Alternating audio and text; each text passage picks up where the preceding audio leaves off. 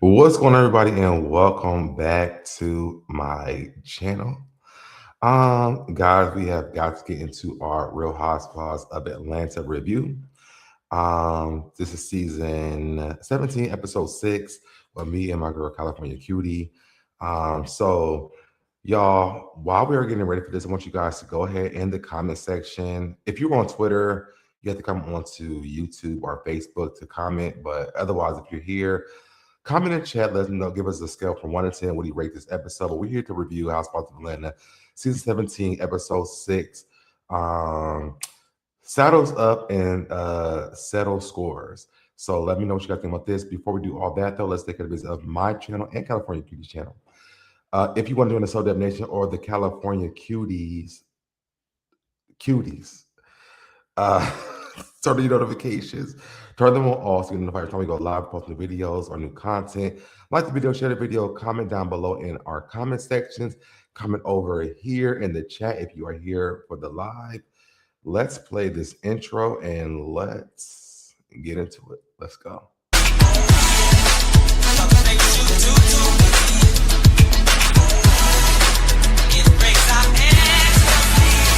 So let your hair down, get your life. You must be feeling like this your night. So do your thing, girl, it's alright. You're doing everything that I like. So let your hair down, get your life. You must be feeling like this your night. So do your thing, girl, it's alright. You're doing everything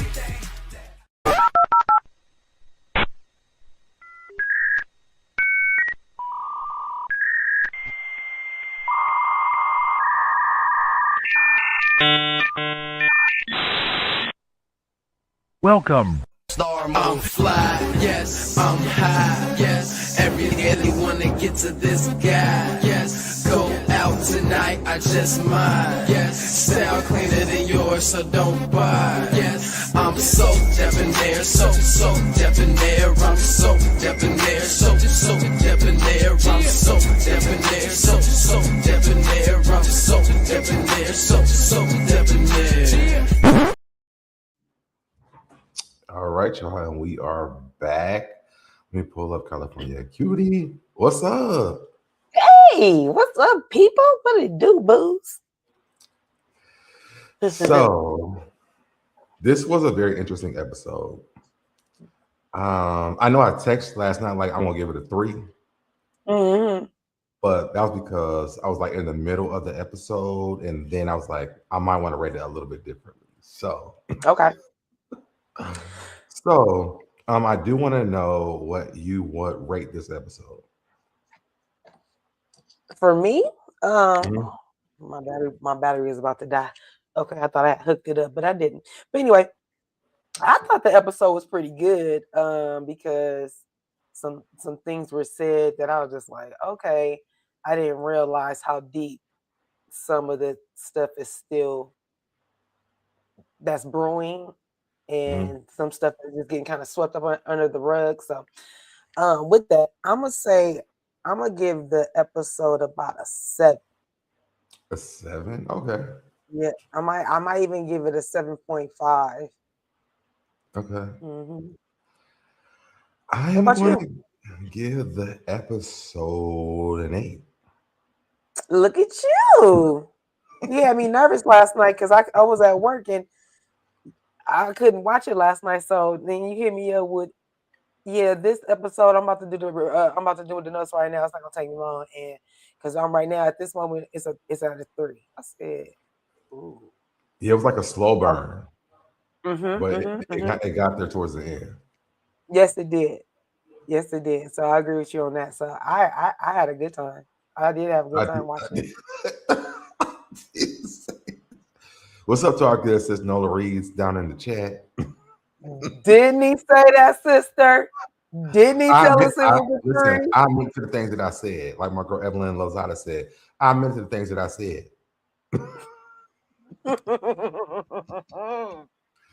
But I really was, because I was so like by the middle of the episode, I'm like, are they even doing any of the damn activities? Like I was just like, it's a wrap for me. What? It was so easy, but it was so crazy because once I got to the end, that's where my notes kind of picked up more. So Okay. So yeah, it was a three up at towards the end. And what's going on Got to you. my girl Whitney in the chat? Yes, and Hey, happy Monday for Whitney. the parent all. Please make sure you like the live. And y'all send some love to my girl Cindy C. I have not talked to her, but just send some love out to Cindy C for me, please. Yes, yes, yes. Throw the hearts up, brother. Give it a Yes, heart. all the hearts. This it come up. There you go. Those are for Cindy. Yes, whenever I mention basketball, I have to mention Cindy C. That's right. It's only So, but right. yeah, so I would give it an eight only because I feel like towards the end we got to like the meat of the actual episode. I feel like they could have skipped like the activities to be honest because they didn't do They shit. did. Look, quiet as it kept, they did. Well, one side of them did. One group did skip the activities, not The on other one just purpose. missed the whole thing. That's what I'm talking about. Yeah. That's what I'm talking about. So that was why I was like, I'm over it. Like they ain't horseback ride, they ain't do no cattle, nothing. Like I'm over it. Right, especially with Phaedra being as knowledgeable as she was, and then came Michelle shading her about it, and come to find out that she knew exactly what the heck she was talking about. Just because you call it one thing down in Tennessee, uh, And it's Miss like if y'all knew Phaedra, this if y'all knew this before, why didn't I say that so y'all can switch the groups up so that the people that would probably do this would go? yeah, they Cynthia, as much as she doesn't want to be talked about, with her trip, and she's doing the best she can. She's doing the best she can, and that's fine. But Cynthia, you are a seasoned housewife. I don't care if you're a friend of right now. You're seasoned, and you know what it is. And I don't care how production how they put it to you. Use your best judgment. You use your best Cynthia judgment. Cynthia is a friend of, but her role in this season is not a friend of role. But I love that because they can't really tap into her actual personal life. Cynthia kind of secured the bag, real talk. What's going on, Norris? Hey, She Nora. real quick and like was like, listen, I'm not giving you all my shit, but I'll be here. I'm pretty sure Cynthia's paycheck looked like her paycheck when she was on the actual show. I know that's right. Well, she probably working. That's why she probably trying to work overtime, but it's not landing. But maybe that's why she's trying to work overtime. And Angela already then came for the bone collective spot. So She the new Sheree. yeah, so you can't be that, Cynthia. So you know what I mean? I don't know. I don't know. But we'll get to it when we get to it. So let me ask you this because this is a conversation I've been having on Twitter. So they Okay. were asking about the anchors on Housewives of Atlanta. Who would you say are the anchors on Housewives of Atlanta? Portia for sure. Okay. We agree on one.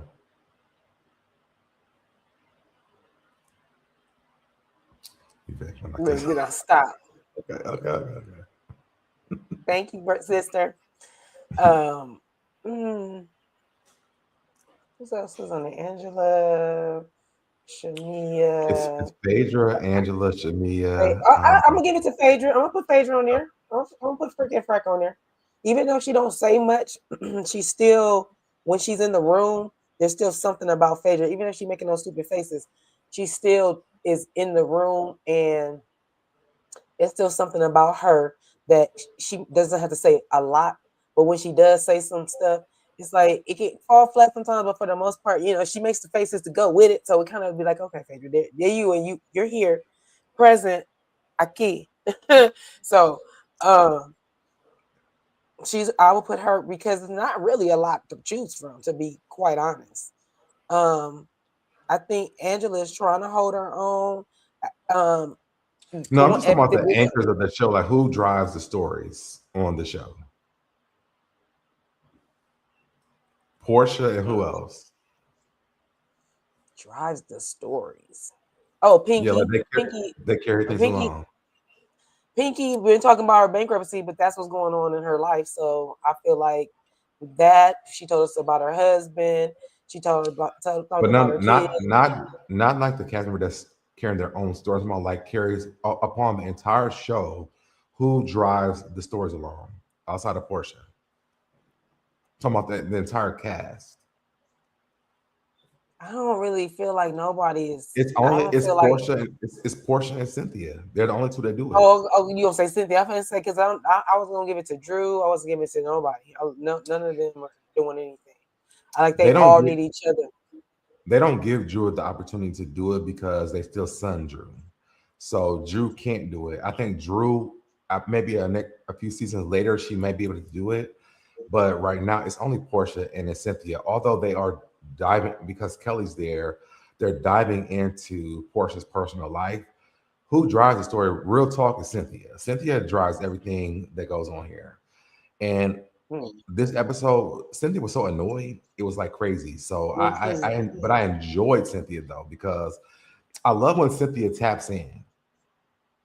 When It's she turned like, into 50 Cent. yes, what's going on, too feisty? Hey, Um, Feisty. I love when Cynthia taps in because it's like it makes one, she's a friend of the show, and we've never seen the dynamic of a friend of the show driving the show and also hosting any trip. Well, that's what I'm saying. That's why I was saying that they're giving her season Oh, position, but okay. Ain't you happy? I'm happy you here too, sister. So happy you here. So like literally, you're right. Cynthia has she's in the position to play chess and move around the mhm. board like she, freely. And as she um is allowed it to diffuse something, she can. Except for she's getting a little pushback with Pinky on her, that's what she thinks. So, but other than that, I think everybody else pretty much respects and will listen to Cynthia. So she definitely has Mhm. the ability to, like you said, drive and keep the girls in check a little bit more than Portia. Like Portia doesn't have to keep the girls in check, and she doesn't look to keep the girls in check. She just like, you know, don't talk about me. I won't talk about you, even though that's not true. But you know what I mean? Portia is just different. Portia just is Portia. Well, Everybody know Portia Portia. really can because she's also like a main cast member, and they can dive Mm-hmm. into Portia's life. So Right, have right, that. right. Mm-hmm, mm-hmm.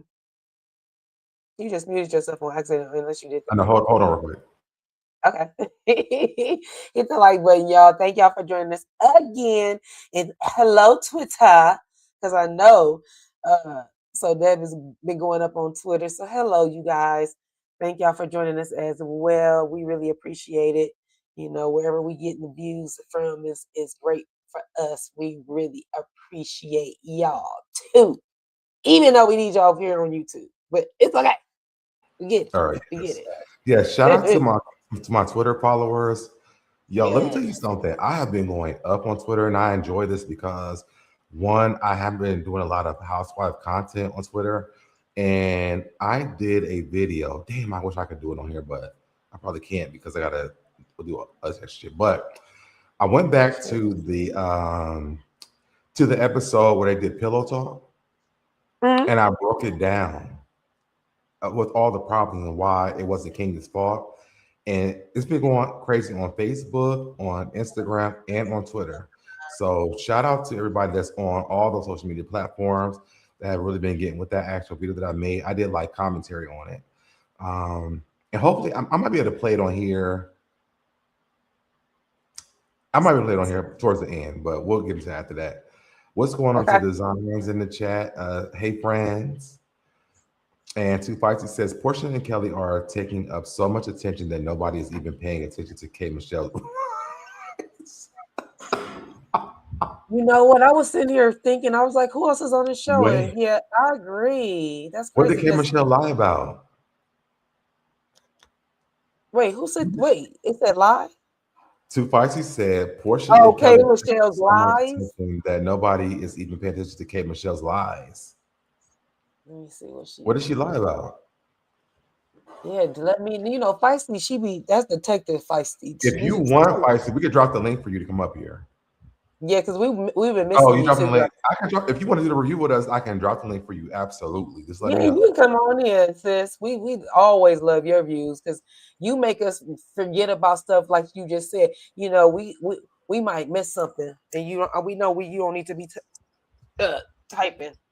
But anyway, I I think the link. forgot. I think I the link in really the chat want. is spicy.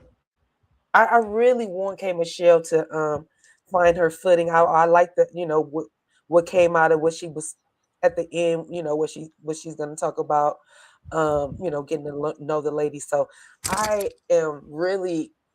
I just hope she, you know, finds her footing, and I hope they are all open arms. And I really didn't want nobody to be coming at Drew like hard. So I don't know. I think Drew and Kay were supposed. I guess they having a beef or something. The biggest beef. Hey, design. Design says, "Don't she go to bed in full glam? Kane needs a storyline." I can't. No, I don't think that Kay needs a storyline. I think that Kay is overthinking this. mm, That's what I personally think. I think she's overthinking this. I feel like she would do so much better if she would just let it ride. This is not love and hip hop. right. That's what I'm like. Don't get caught up. Just relax. Be Yeah. yourself. Be yourself, because that's what we want. We want our authentic. I don't know the word. Shoot, don't let me trying to get the word authentic. You know, She authentic wants y'all you. to think she's overthinking. I think that she really is though. Yep. She wants to be there. Feisty, I dropped the link for you. So whenever you want to come up, you can come up. Let's go ahead and jump into the review because I know we got a time frame. Okay. All right. So we start off with the morning. Shamia calls her sister. Pinky calls her husband and tells him about the other wife that Angela had brought up. Um, Portia ate her breakfast cold, and K Michelle's like, "Baby, I put mine in the damn microwave. What the fuck was you doing?" Shamia shows up to the big house. Drew got 3 hours of sleep. She says the girls did too much. She's telling Pinky her energy was a little bit much. And I feel like this entire episode was really triggering me, by the way. Pinky says it could have been she was defending her girls, but a little argument ain't going to hurt nobody. And I'm with her on that. She says Yep. she will still get to know Bigfoot. If y'all don't know who that is, that's Angela. Even Gotcha. though she was nasty to her. The moral of the story is yesterday was yesterday. Okay. Phaedra was concerned about Pinky's energy. Shamia said her sleep was good once she was able to fall asleep. They slept in the same bed, or her and Shamia slept in the same bed. I'm in Pinky's little prairie on the prairie, little house on the prairie. She has to be thoughtful about passing gas because she's sleeping in the bed with Kelly. Phaedra asked Drew how her movie is going, and she says she's still waiting on the numbers. Baby, it's a Tubi movie. It's a Tubi movie. What are we waiting on? I don't know. Uh,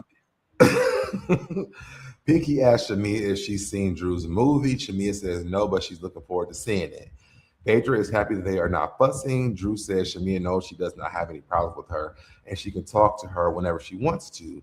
Shamia says she's already apologized and Drew can't accept it or not. And she says, but Drew chose not to accept it. Drew says she didn't receive it because Shamia said, I apologize, but. Shamia said, wait, but she says it feels like at this point, Drew just wants a problem. Drew says she really doesn't like the drama. Pinky says her. Pinky says her either for a little comedy relief. Drew says in her confession, Shamia's apology was definitely bullshit, like that Mohawk Bob that she walked into Portia's house with. What you got for this?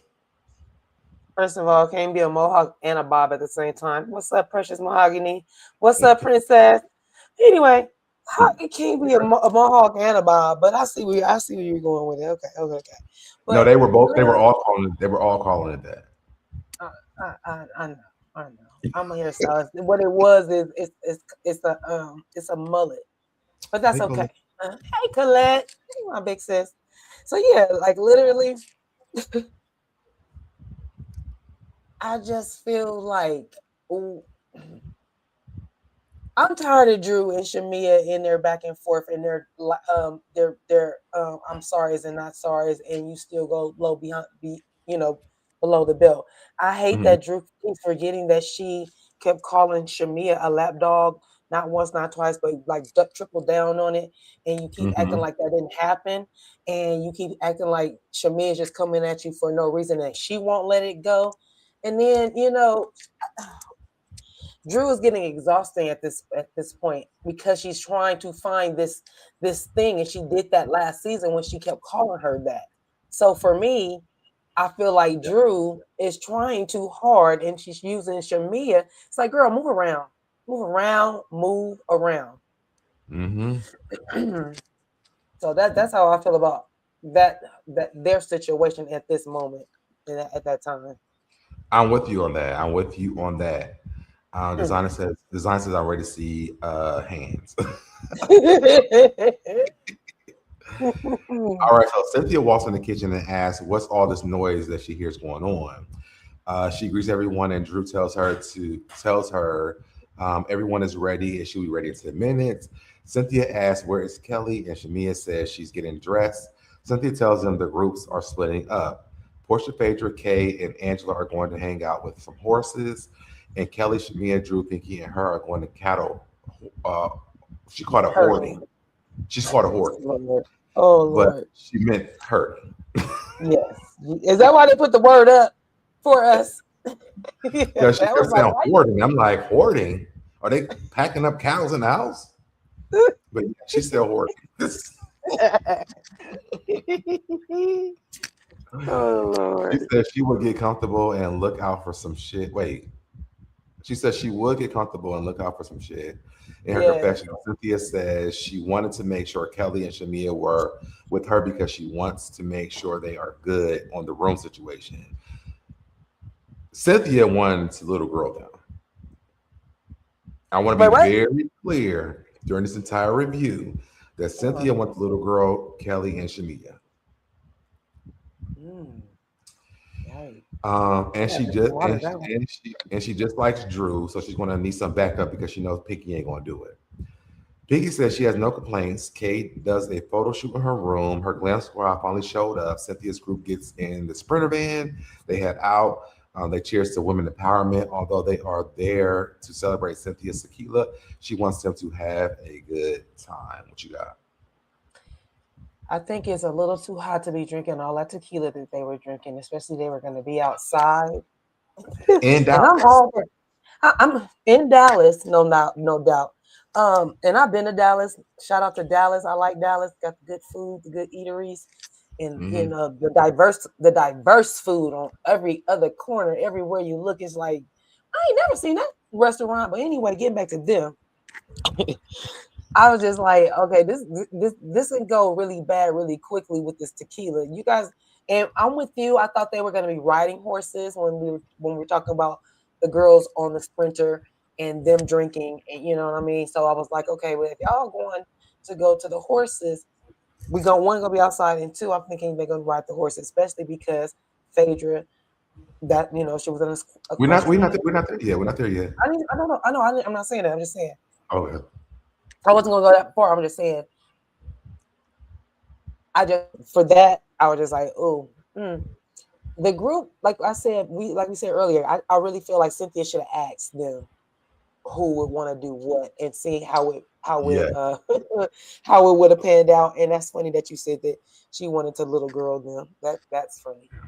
Oh, she definitely wants a little girl down. Like that, I for sure know that throughout this entire episode. Cynthia was there's a little girl down. Wow, that's funny. I mean, And as we I go mean, maybe through, I'm gonna show you, I'm gonna explain why I know that. how you noticed it. It was a Yeah. pattern. There's a It pattern. was extreme patterning of Cynthia little girl in them. Okay, okay. Make sure that you be okay. There's another there it is there. Okay, make sure you point it out Okay. to me. Let's go to the next scene. So we get back at the house as Portia tells Kay that they missed her at dinner. Kay says she didn't have the glam. Portia tells her she really didn't need it, and she could feel comfortable with them. She feels like Kay at the table might have been good for Pinky. Oh, she feels like that if Kay would have came down to the table with Angela and Pinky, that she could have kind of calmed Pinky down and like it wouldn't have been so intense. Portia says in her confessional, she thinks Pinky does too much. She thought she was a vegan, but she's bringing a lot of beef. Okay. They flash back to Pinky talking shit about Shamia and Phaedra.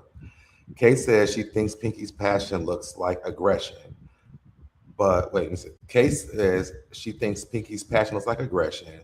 Phaedra says it's a difference between a yes and a yes.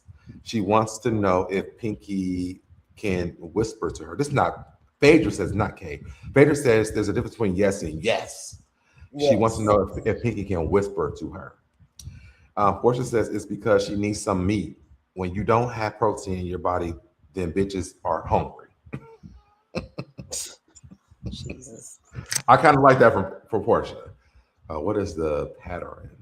What's going on? It's a pattern. It's a pattern. You know what it is. You know we making fun of people that say pattern. They be making every syllable come up. What's up, Dizzy? You know I'm from Ohio. We got our words sound differently. No, I know how to say pattern. I say pattern. Some people say pattern. I just say pattern. See, that's why I said it the way I heard other people said it. I was being funny. That's just like people in Baltimore saying two, and people in New York saying quarter. What is a quarter? Oh, a quarter. Quarter. Because they don't use their R's. They don't use their R's. That's why. Or I'll be watching what's the chef's name? What's his name? What's his name? Whatever it is, they can't say the TR, they be saying free instead of three. 1, 2, free instead of three. Chef Gordon Ramsay. So yes, you know people's accents are very different. But anyway, Kay says that Pinky is not a whisperer. Portia says this because she needs some meat. So Kay says, in Pinky's defense, she knows she means well, and she really was just taking up for Kelly and Shamia. She felt like that was wrong. Pinky felt like it was wrong, and when it comes to her friends, she's going to go hard, and she doesn't care about what they think. Angela comes down and clearly missed the entire fucking memo, because what the fuck did Angela have on? They were going to ride horses, and Angela's looking like she's going to the mall. No. Well, are we picking this up? Oh, I don't know what. I'm gonna put you on pause real quick. I gotta get my charge to my computer. Hold on. Oh, I don't know what in the world was going on with Angela's outfit. I did like what Kate Michelle had on. Very cute. I love the little turquoise belt. You know, you guys know I'm a turquoise. I love turquoise. But Kay looked cute. Portia even looked cute. But I know she liked her boobs out, but that under boob and the shirt, like I said, you can't go riding no horses with that shirt. Your boobs coming right up out of there. So I was like, she definitely wouldn't want to go riding a horse. Cute outfit though. Let's be clear. She wears the mess out of the outfit, shoes included. Though Louboutins was absolutely just a stunning outfit. But as far as Angela was concerned, I don't know about y'all, but wouldn't y'all have just went and changed y'all clothes? I would have been like, give me a second, even though I know they was running late. I would have been like, check this out. I'm not about to roll over there with y'all like this. I don't mean like, or maybe I'll meet y'all there, or I'll Uber, whatever the case may be. But or I'm not going. I'll go with the other ladies. Something, but I'm not rolling with y'all when y'all looking like that. So I didn't understand why she didn't change her clothes. I didn't either. And you had on you just had a dress on. You had one piece on. Take that off. And you knew it was short. You had a short outfit on. You had on the Expedrill tall little wedgie with a little wedge. Like, girl, go snap those things off real quick and go throw something on. But unless like what's her name? Lil Kelly said, I need to learn how to pack better. Maybe she didn't pack good. Maybe she don't know how to pack. Yeah. I don't think that Angela is reading the itinerary, because even when they went to Dallas, when they're supposed to do like the dynasty thing, She Mm-hmm. didn't even do that. I don't think that Angela like reads the itinerary at all. Uh-oh. Don't start no rumors. I don't think she does. I'm like, I feel like Angela, she packs what she wants to pack, and she wears what she wants to wear. I just feel like And that's how. didn't and another time, wasn't it when they were supposed to wear all black? Mm-hmm. And her husband came and he didn't have on black, and Yep. it was like, wait a minute, you didn't even come in on black, and Charles was looking around like, well, No, she I'm wore here black. though. Charles didn't wear black. That's what I said. Charles didn't wear Oh yeah, black, yeah, but yeah. Okay, yeah. so what I'm saying is, you didn't give the itinerary to even to your husband at that time because Yeah. something still was a mess. So I said she dressed like she was going to the mall. They talk about how she feels after the argument with Pinky. And Angela says she feels fine and doesn't have any issue with Pinky. She said everything she needed to say to Pinky and she will say it again. She had a whole she had a whole live-in wife in the basement. Phaedra tells them today they are going to see I can't think of the Desage. Is that what it's called, a Desage? What? Where The they were horse going thing to the is, horse I think it's race? called a Desage, which is her competitive, which is a competitive sport that Phaedra had dealt with before. Phaedra goes down memory lane about her as a kid being a dressage or whatever. And so I looked it up. It says a dressage often describes as horse ballet. It's an Olympic equestrian sport focused on the art of training a horse to perform precise, graceful movements through subtle, almost invisible aids from the rider. It aims to develop a horse strength, flexibility, and obedience while maintaining harmonious, happy partnership. So that's what the definition of a I've dressage. seen that. I've seen that before. It's so dope to see, and I'm gonna tell you when I've seen it, and I've seen it a lot. Mhm. Not to take it away from this, I'm gonna give you just real quick little. But when I during the Christmas parade out here in the Hollywood Christmas parade, they have a lot of bands, a lot of horses, and they have a lot of people that are doing that, and they show off how they can have their horse line up together, do the same step together, do this certain kind of trot together, and it's so cute. Oh, it's so cute to see when you see them do what you just said, ballet. It's like a ballet. It's like a routine. Mhm. It's really, really special to see, and to see how intelligent horses are. That's all I want to say. I'm sorry. Oh no, I think that's cool. Like I just think I never heard of the word dressage like they were saying. Yeah. Portia Hmm. says, so you like a rideologist. And Miss Thang had to show us. I said, there she go. Anything to show You like, Her Christian behind. you ride it. Let's ride it. Hmm. Child. I Portia said, riding a different type of horse. oh God, Lord. Portia is the horse. Portia got a horse booty. Portia is part of the Are you horse. talking about Portia or Horsea?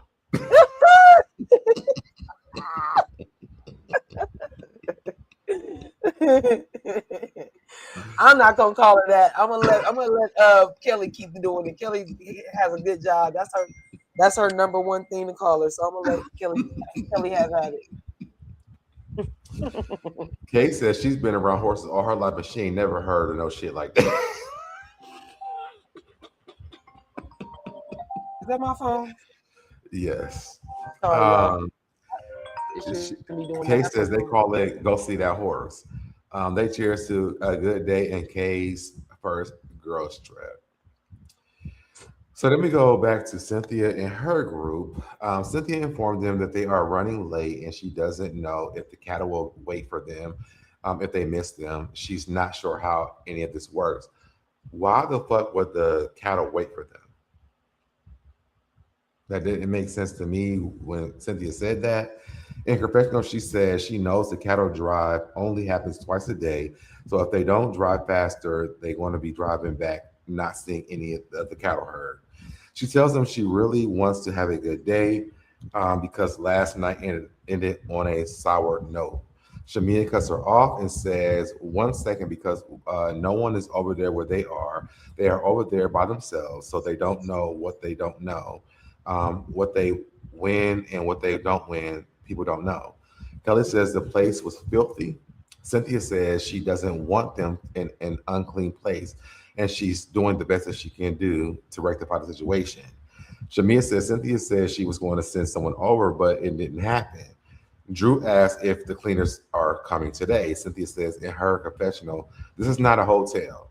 And she was told they were going to take care of it as soon as possible. So when they get back, if the room is not clean, that she will walk her legs over there and clean it her damn self.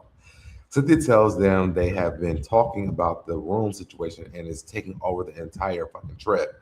And it's too much fucking time. She tells them Pinky came to dinner hot as fire. Basically, they were dragging her about the whole situation, and she's doing the best that she can do. They said they don't feel like that they can. They don't understand why she feels. They don't understand why Cynthia feels this way. Cynthia starts yelling. She says, "Cause you guys keep talking about it. They won't shut up about it." Um, and to me, Cynthia is not wrong, but she also is like I guess it's like a bittersweet. Like she's wrong, but she's not wrong. Like they do keep complaining about it, but also like Cynthia's not cleaning the room. If the people not coming, that's not her fault.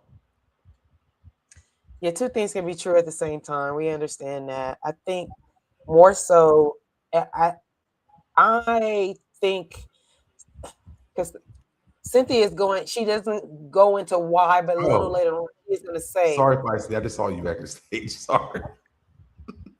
"Hey, Feisty," and you on mute if you saying hello to us. Yes, I did not even see you back there. Right, you went back in on mute again. There you Oh, go. okay. Listen, things are glitching. StreamYard is giving me all the problems today. But hey, Girl, you guys. see, No, you it's not. see It's me, not y'all. just. It's not just you. Like StreamYard is having like issues today. So like it doesn't like normally you would hear that sound where somebody pops up backstage, but it never even did that. So I didn't know you're back there. Yeah, so that's why I'm off I was camera trying to too. connect to my phone. It wouldn't let me log in, and then here, I'm not surprised. But I'm glad to be talking to you guys. I've been missing the reviews because you guys, I usually am at work when you're live, so I'm like, oh, but I finally got y'all today. Yeah. I'm so happy And you're we're here. glad you're here. Yes. But go ahead. What did you say, Cutie? So I was saying, I was saying about Cynthia. You know, she was saying she's gonna say later on that something's deeper. And for me, Cynthia, Shamia and a little bit Kelly, they're not just saying it's not just the room is dirty. It's also the fact that they're there with the chefs. You know what I mean? They're cooking in there. The stuff that they're not privy to, or she may not be privy to. That could be an uncomfortability as well. There's people downstairs. I don't know how I didn't see the kitchen and the whole setup and how it was attached to, or maybe it's on separately. But they also Well, they with said those. it. They said it the last episode. They are sitting over there in this pool house. They don't have accommodations to the food or Mhm. anything. They have to sit in this pool. If they want to get food, they have to walk past the pool, up the steps, into the big house to get food and shit. So like for them, it's just like they're outcasts. And like to me, But I'm it makes sense. well, I thought that the people were cooking over there by them. That's what she was saying, or was They're she saying cooking it's at the near big them? house. That's it.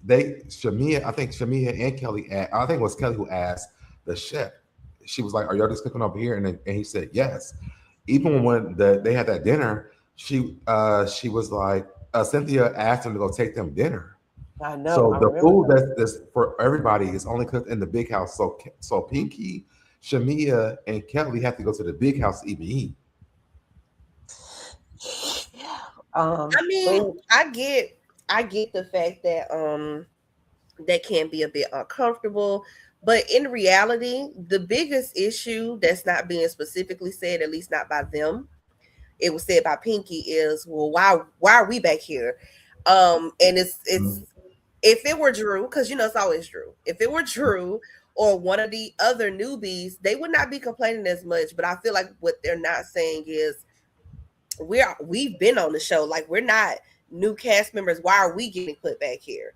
Those Yes, because to be honest with you, even if they were cooking in the main house, you still be able to smell the food that's being cooked. Like, yes, if somebody's cooking in the kitchen and you live near or you sleep near a kitchen, it's gonna smell like food no matter what. It's gonna smell like yes. food all through your house. Right. They are But complaining. They're mad I that Cynthia put them back there. It's just the the cleanliness is just a minor detail of the larger issue, which is why you got us back here. that's not the minor issue for me. That's the biggest issue for me. It's No, like, it okay, should be. we already in the pool house. Because I Yeah. mean, to be honest, like me and Cutie been on a trip together before. If we had to stay by the pool house, I wouldn't really give a fuck about that part. But the fact is, like, even like when it comes down to the food stuff, like I gotta walk outside of the damn pool house up into the big house to even get food. And I remember because even during the dinner thing, Cynthia said like there's gonna be extra food. So if they wanted food later on that night, they have to leave and go outside of their room to even go get food. So for me, if they're gonna accommodate everybody, even with Pinky, like she's in a tiny house, like there should be spaces in those places they're staying at to accommodate everybody. For me, that's what I would think. I'll If be not, real with you. I just feel like I don't feel like y'all want me to be here. I'll be real with you though, because like I said, it does feel like y'all need to go to Housewife 101.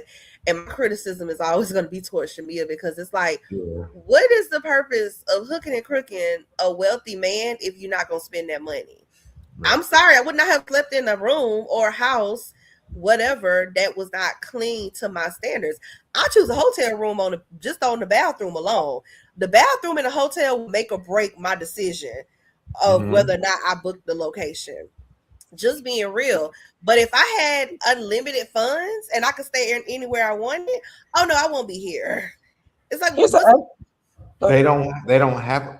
Let me respond to this. Tiffany says this. They have a butler who can bring the food. When Kelly asked that, that was not what was said. So if that was true, then I don't think they would have been upset about it. When she asked that, she was like, "So we have to come up here and get food." So for me, it's just like I would feel slighted if I was them because we're down here by the pool, and I feel like again, even with the group trip that since we already been at this point right now, even the way that they separated them with the group trip, I feel like it didn't really like make it a way for them to like have conversations and like group things because they put the friends with the friends and they put Cynthia with the girl she wants the son. Because Portia, Phaedra, Angela, and who else was with them? And Kay, were they were cool. well, you But know, the then thing is that she put all the quote unquote OGs together. And granted, Drew isn't an OG, but Drew is 5 seasons in. Drew I is know. more of an OG than Angela is. Well, no, yes, absolutely. And then, like I said, to me, it's just interesting how they automatically consider even the way they split the girls up for the excursion. They Mm-hmm. put K Michelle in that group, which I'm sure we're going to Yes. get there soon. It's Yes. like y'all are kind of giving K Michelle the red carpet rollout that y'all Mhm. normally don't give to new girls, and I Yep. don't understand why because people are like, well, she's K Michelle, and it's like, I don't want to minimize her existence in what she's done with her career, Yeah. but we've had people come on Housewives that have been more accomplished than K Michelle that have Hmm. not gotten this type of Kim VIP. Fields. There are people who have been more Ooh. accomplished, bigger legends, way Hmm. more money, way Mm-hmm. more fame. They have not gotten Royalty. this type of treatment before coming Hmm. onto this show. I'm very confused as to what's going on here. I And I mean, think, to be to honest, be I think the honest, spoil even circus gonna bite Kenya, them in the ass. even Kenya, like to me, it's just like I feel like they try to lowball the girls who are.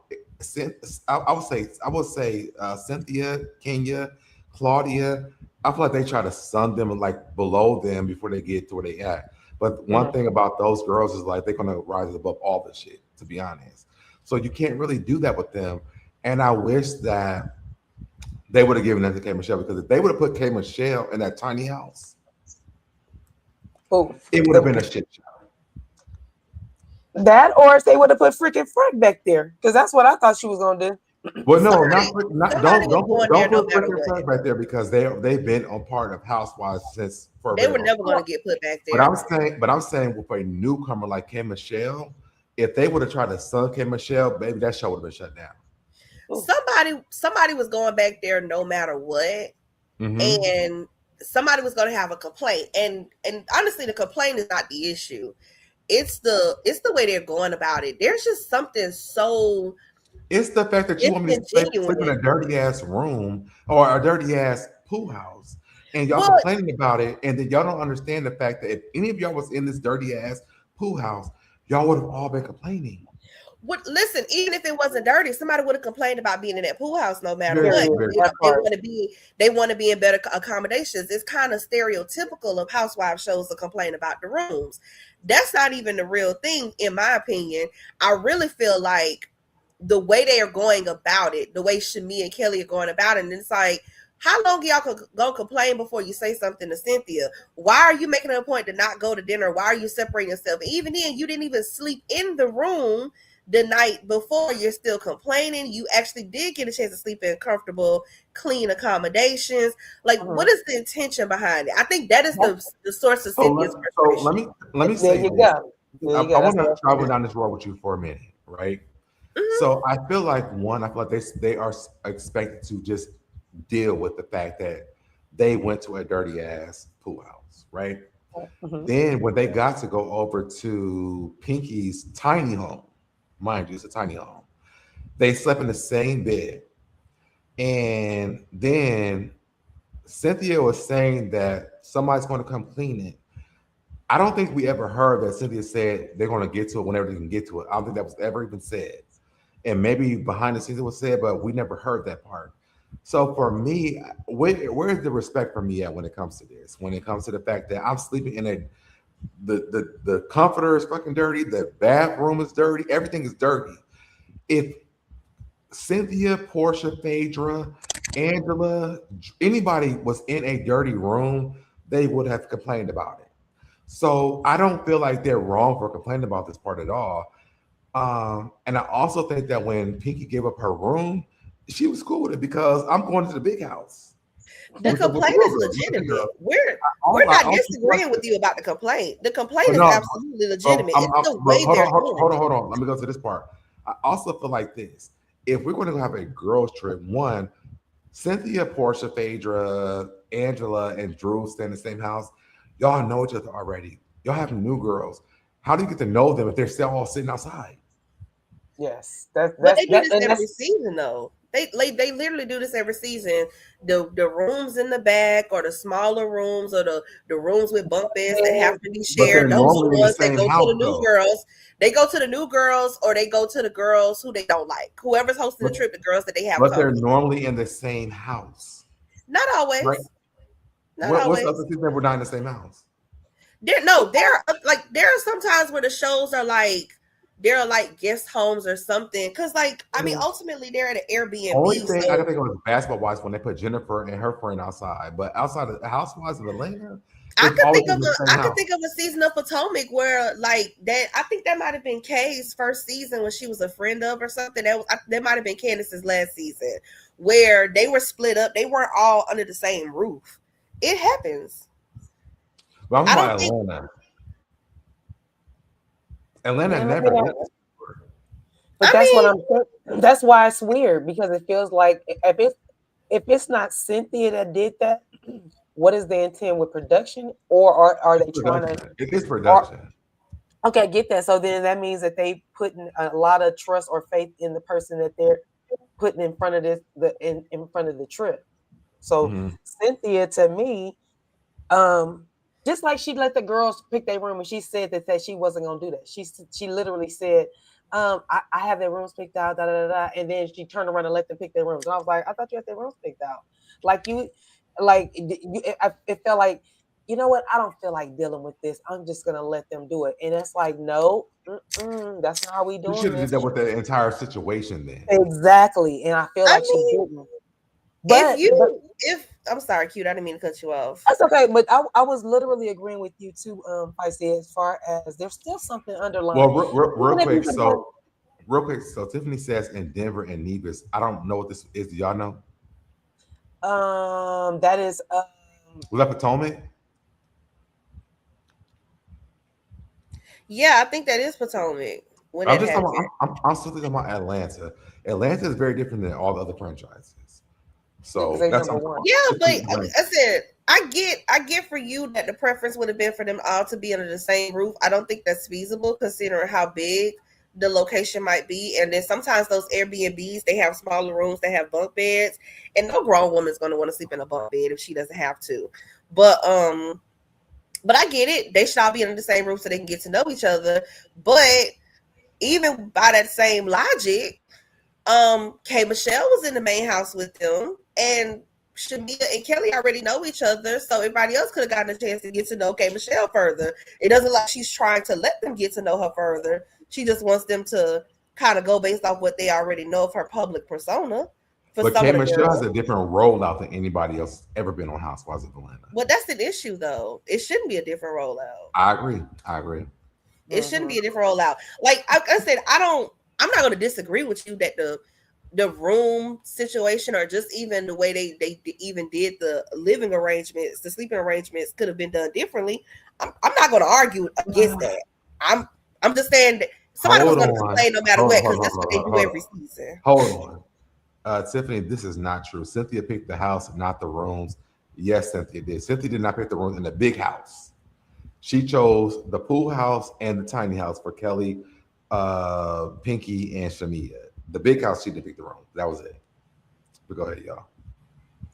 No, I just think every season is something. It's some reason for them to complain, which is why so many people are like, I get tired of the quintessential, we gonna complain about where we sleeping for the girls trip or for the cash trip. They do this every season across the franchises. It's nothing new and nothing special.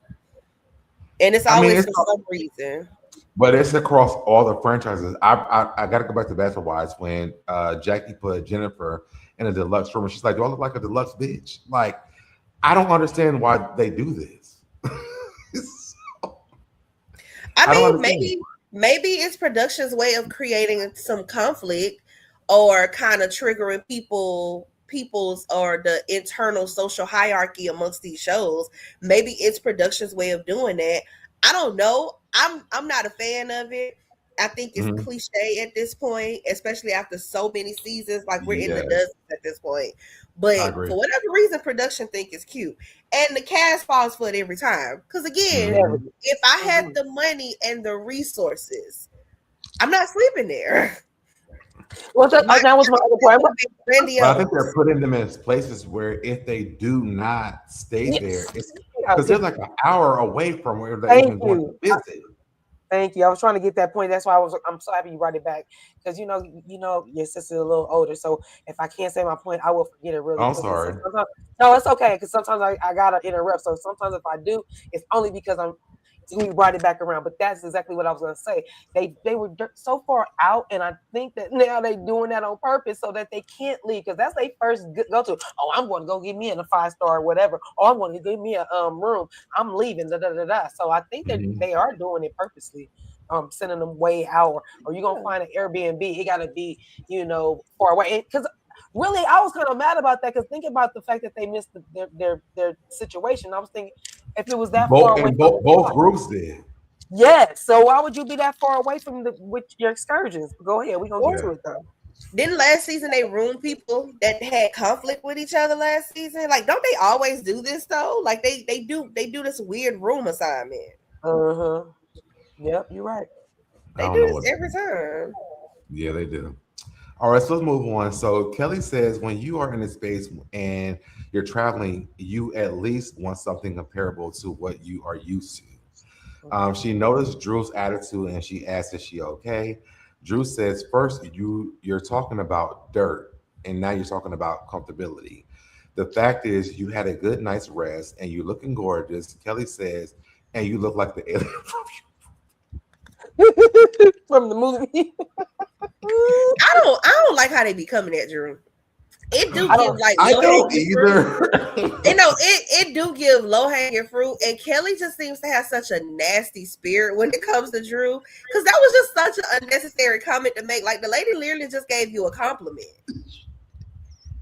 But listen, your confessionals, I need them to be on Kelly's head come reunion, because she been talking. Pip's been talking real bold in the big mama. Yeah, big cash money in the confessionals. But not only let me tell you something. I feel like she was extremely wrong on this, but when Kelly said it, it threw me off guard. That's why I would have threw her off. Because I it was would so pay her death. unnecessary. It was I would pay like, her death. and I you would pay her like death alien in your movie. Like, did you hear Drew? Drew was literally giving you a compliment, and she wasn't even being like facetious or snarky when she said, like, you know, it wasn't even like a backhanded compliment. She was literally paying you a nice compliment. But then Drew clapped back with the okay misproportions, and that flew over most people's head. But Kelly is no. When she said that, I understood exactly what she was saying. No, it flew over a lot of people's head just based off how they responded, and I was like, "Oh, y'all ain't catch that. Y'all never noticed that Kelly's portions is just not." Can we talk about this for a minute though? So I'm glad that you even understood this part. So when Drew read that back, people would never say, "Oh, Drew read the fuck out of Kelly." She did. And people hate Drew so much they will never even receive the fact that when she said, "Okay, looks like misproportions," I said, "Oh God." And it was see, I love a clever witty shade because she's saying misproportioned. But the way she said it is if it was like almost like a pageant title, misproportions. That's why I flew over people's head. It's so clever. It's very witty. I love a good witty clap back. But you know why? You know why Drew that even flew over Kelly's head, real talk. Right. And the reason why Drew is good like that is because she has her older sister and her mom is witty like that too. Her mom can come back with a really quick clap back, which a classy clap back too. On top of that, because I like the way she kind of talked about Ralph, the mama. But I think also too, and I get it. I know people don't like Drew. They feel like she's playing a character, she's acting. But when it comes down to it, because people like to minimize her career, it's very important to remember that Drew is a actress that has been in the entertainment industry since she was a child. And Hollywood is no joke. You're entering into rooms, you're auditioning for the same role with 1,000 other people, and they all got something slick to say because they want the role. You know, Gabrielle Union gave us a little clip years ago in how those spaces move, how there's no for the most part, there's not a lot of camaraderie amongst Black actresses in Hollywood. They all compete for the same role, so it's a lot of backhanded compliments. It's a lot of shade. It's a lot of I should have got this role. You know how you know that they don't forget it? When Drew first came onto this show, Marla was the first person who even said anything. She's like, I don't even like Drew. Because when she destroyed Melody and Derwin's relationship, I was pissed at her. So we know that they know who the fuck Drew is. Yeah, they know who she is. And people try to minimize her career quite often. Oh, it's just Tubi movies. Oh, it's just this and that. I'm just saying, and if nothing else, Drew was on Girlfriends. Drew was on playing herself though. But Cutiee that she was playing herself. The backstory is that she had the relationship with Marla Brocka-Kill. That's a flex that Drew should flex though. The flex is that she knew Marla Brocka-Kill and she wrote her into the show specifically off of I just want to give you a role because I really want to work with you. That's the real flex. Talk about it. But you know, people, oh, she just doing Tubi movies, she just doing that. And I'm just like, but she's a working actress though. She ain't have no big gaps in roles. She's making her money. Like, what is the problem? Because Hollywood is struggling right now, baby. The writer's strike and the Screen Actors Guild strike should have told y'all that. The people getting paid less than we do at our regular jobs. Drew's on Tubi movies because she's on a reality show. If Drew would have not went the reality show route, it could have changed for her. But Drew wasn't doing reality show shit before this. Drew was on Girlfriends and on The Game as Drew Sidora. And she also has that duality though, where she's doing movies and she's still doing reality TV, and she also has that show. She has that TV show as well too. But here's the thing. Wait. It's the show with Columbus Short. She's on the whole sitcom. You gotta send that to me. I don't know what that is. Yeah, it's like on this second or third season. Drew is working. It's like yes, it's like literally. It's starring Columbus Short. It might be Wendy Raquel Robinson. I don't quote me on Wendy. Please send me this. I want to send it to me because I need to watch this. This is why we have to start going on IMDb before we start talking about people, because the people love saying Drew hasn't done anything since the TLC story, and it's literally not true. I can turn on my TV. I can turn on my TV on a random Friday, and Drew is on a BET movie. Here's my thing. Did y'all catch when we gonna get to it? But when she said, I don't like the drama," that was her being facetious about being, Yeah. I I did said, hear her say that. and when she said it, I knew she meant it like, yeah, because I know I'm a star. I do movies, but since we talking about drama, I don't like drama. But then she gave you that look. I said, yeah, because you are, and it's not the drama we talking about. But I love it. Okay, I so don't like look, the so I it don't like says the way they treat I'm Drew though. I'm on her. I am BD. Yeah. Drew is on End Zone. This is 2026. She's on Twin. This is 2026. Uh, The Demon's Revenge. That's 2025. Adopted 2. That's 2020. But this is Carrie. Oh, so Rachel Jordan is 2026. Regina is 2025. Carrie is 2025. Brittany Sedora is 2025. Um, Aaliyah Williams is 2024, 2025. Drew's working. She has two projects in post production. Like she's a consistently working actress. Like I Yeah. said, the Okay. two big movies is a listen. You book in a movie, you have no when you book a role, you have no say so over whether it's going to make it to the theaters, whether it's going to be on a streaming platform, whether it's going to be on TV. You have no say so over that. You just book the gig, you do your role, and then you move on to the next project. You don't look backwards. So Right. Drew's working. That's all I needed to Because know. before it even airs, the check is cashed. Mhm. Yeah, we want Drew. I just hopefully people will start respecting her a lot. And we always call her low hanging fruit, but we only say that because she. It just doesn't feel like it still almost feels like she's new when she's not. She's She not. carried But no, the first. but the She cast does not carried treat. No, a the cast lot. does not No, treat I'm Drew like saying she's she new. carried a lot on Wait, her first season.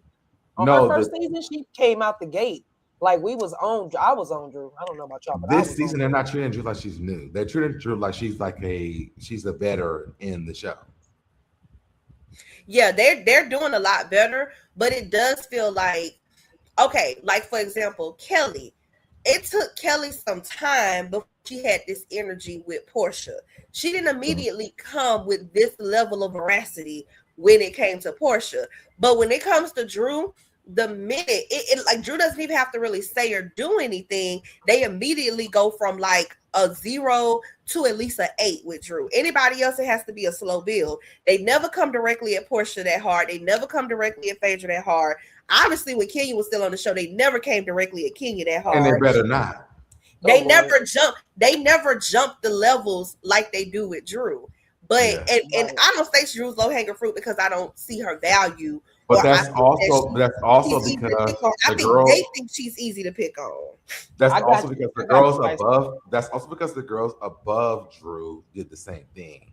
They never really valued Drew until Mhm. Drew kind of bowed down to Portia. Now that she's like cool with Portia, now Oh yeah, I see that. she's in the middle. She's in like the middle level of this entire situation. And you know Yeah, what else because too? Even though her and Angela are friends, Drew don't be clicked up with people like all the other girls be clicked up.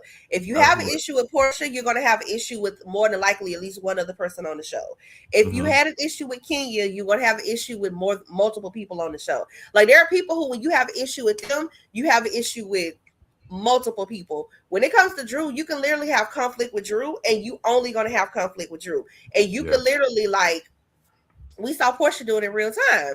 You could Mhm. literally like ice out. Even when Angela was defending Drew, she still was like present with the girls. She might bring up Drew, yeah, but she not gonna skip the trip. She not gonna say, "Oh, mhm. if Drew ain't coming, and I'm not coming." I'm not And going. as Mm-mm. opposed to the other shows where it's like, "Oh no, y'all not gonna do Portia like that. You're not gonna do Phaedra like that. You're not gonna do this person and that person like that."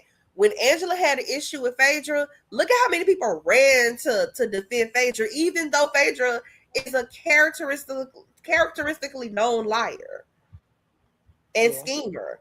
But when it comes to Drew, even if Drew is not in the wrong, even when she's in the right, nobody ever defends her. If anything, they like the dog pile on her. So that's They why love that line as Phaedra for some reason. I don't give a fuck what people say. that Phaedra that's is why a I say she's low liar. hanging fruit She'll be because a they liar for feel the like rest of my Drew's easy to life, pick on. and no one can tell me nothing different about Phaedra. She's a freaking liar. Even when we get to the end of this episode, We watched Phaedra tell Portia to talk about that lady's husband who is being cheated on. I'm like, you sitting around being friends with a bitch who's letting your husband cheat on you? Let's not But get we're gonna get into that. Let's not go right now. We have to pause that. Don't look at it right now. I'm just saying, that thing. people go up for Phaedra for so much. I'm like, this is a toxic ass person. She lies so much. She is aiding and abetting a man cheating on her on his wife. Fuck her. Like, I don't have no respect for Phaedra at all. I don't. So everybody, so public service announcement for people that's over there on Twitter watching this shit. Fuck Phaedra again, because they hate that I talk about Phaedra. I don't give a fuck. Fuck her. Oh, well, there it is. Let's get back into the review. Okay. That was our PSA for the day. That was. So Cynthia says it's not a hostile situation. If you don't want to be here, leave. Kelly says she would never put her in a space. Kelly tells Cynthia she would never put her in a space if she didn't feel comfortable. Cynthia says, Kelly, I hear you. I'm sorry. Shameen says Cynthia it's not her. Tells Cynthia it's not her fault. Cynthia says I'm not talking to you, Kelly. And she cuts Shamia all the way off. She says her gala is coming tomorrow and asks if they are trying to sabotage her trip. She's done talking about the room situation. Kelly says she hopes it's clean when they get back. Shamia says it's okay. Shamia says this is the first time she has ever met 50 Cent with a do-rag. The first one she met was the one from Power. Cynthia asks Drew for another shot. Drew tells them they are stressing her the fuck out. I will say this. In this moment, I feel like Cynthia is dead as wrong. Again, I feel like Cynthia take into account that if they would have put her in a dirty ass room, she would not be okay with this shit. And like it's been like the next day and it still haven't happened. So for me, I don't feel nothing bad that about Kelly and she may be mad about that shit.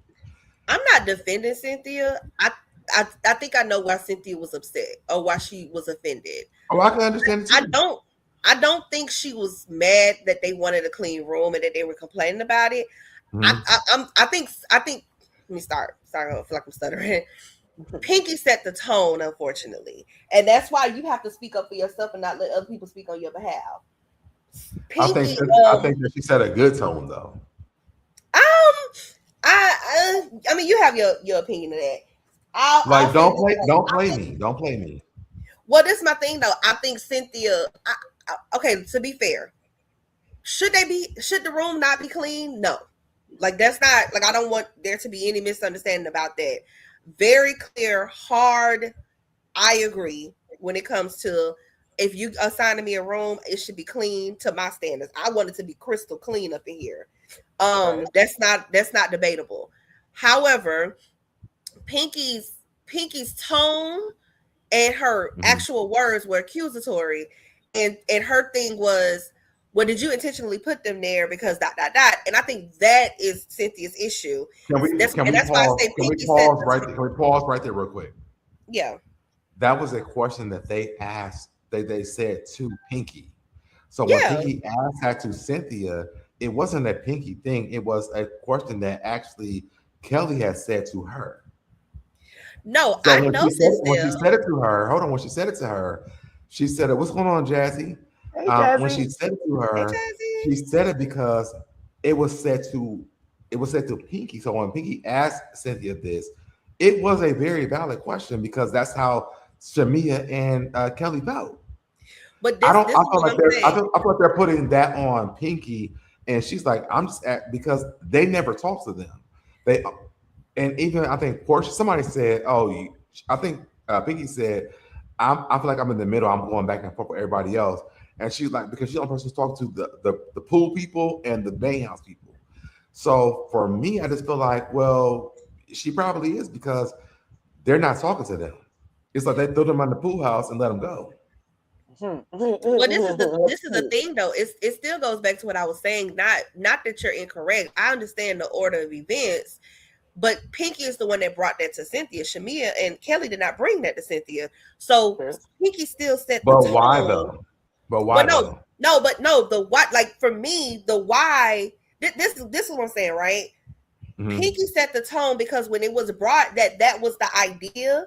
When it was brought to Cynthia's attention, it was Pinky that brought it to her attention.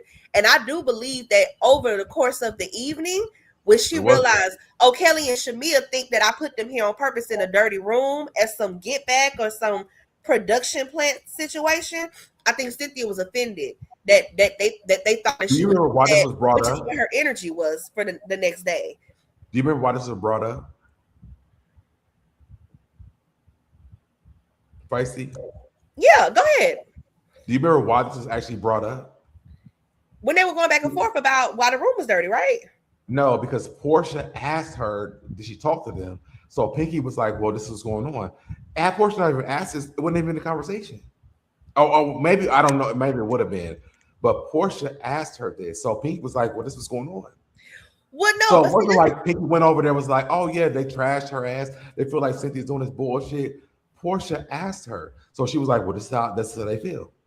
well, She no, just see, told this them. is the thing, though. We're getting hung up on the why, and I'm not disagreeing with you. Like I said, I understand the order of events or the reasoning behind it. I'm just Hold on, saying Tab, that. you can. Tab, if you can, you can. Whatever, if you want to come up, you come over here. I don't care. But go It's ahead. Go ahead. Go but ahead. it still is the matter. Like I said, if we're all having a conversation and we all have our thoughts and opinions and we're saying this, that, and the third, and the Mm-hmm. person who we're discussing is not present, Mm-hmm. whoever takes it to that person, that's still that person, regardless of how it gets brought up, regardless of why it got brought up. They're still the person that brought that information back to the topic, to the person that was the topic of discussion. But my thing is this: in that moment, Mm-hmm. because of how it was brought to Cynthia in a very accusatory way, like, just to be fair, it was very accusatory. It wasn't well, Cynthia, we just want to make sure that everything's okay. And is there any specific reason or logic behind your choice? It was like, did you do this and that because of this and that? I can understand where her mind immediately went to, wow, y'all think I would really do that to you? I think she was offended that they thought that she would do something like that. And They then were. as the well, no, they listen, they thought that. We saw them in real time. They thought that. And And that's why I think, that's why Pinky asked that question. well, no, she asked the question because that's what the thought was. And then when she No, immediately they heard no it, she went to go speak to them and no. apologize. Wait. Kelly said that to her when they was by the pool. She said that to her. Yeah, no, I'm not disagreeing with you about that. I'm saying that it got brought to Cynthia and she got offended by the accusation, which is why she went to go and apologize to them to smooth it over. I genuinely believe, just based off of her response, that Cynthia did not intentionally put them in a dirty room. Did she intentionally put them in that room? Yes. Did she intentionally put them in a dirty room? No. And I think she is offended that they think that she would do that to them. And But as the conversation continues, the offense continues, which is why her but at energy that is the point, way when it you is the knew that next it was a day. dirty room, that's when your ego has to go out of the room. Because if Cynthia was in the dirty room, Portia was in the dirty room, Paige was in the dirty room, Drew's in the dirty room, Angel's in the room, they would you're have acting all had like, the same issue. So but for but me, but so I'm not there. really mad. I'm not really mad at them having this issue with them, and the fact that it went on for like 2 days, it's really But crazy to me because it's like, and it's not Cynthia's fault.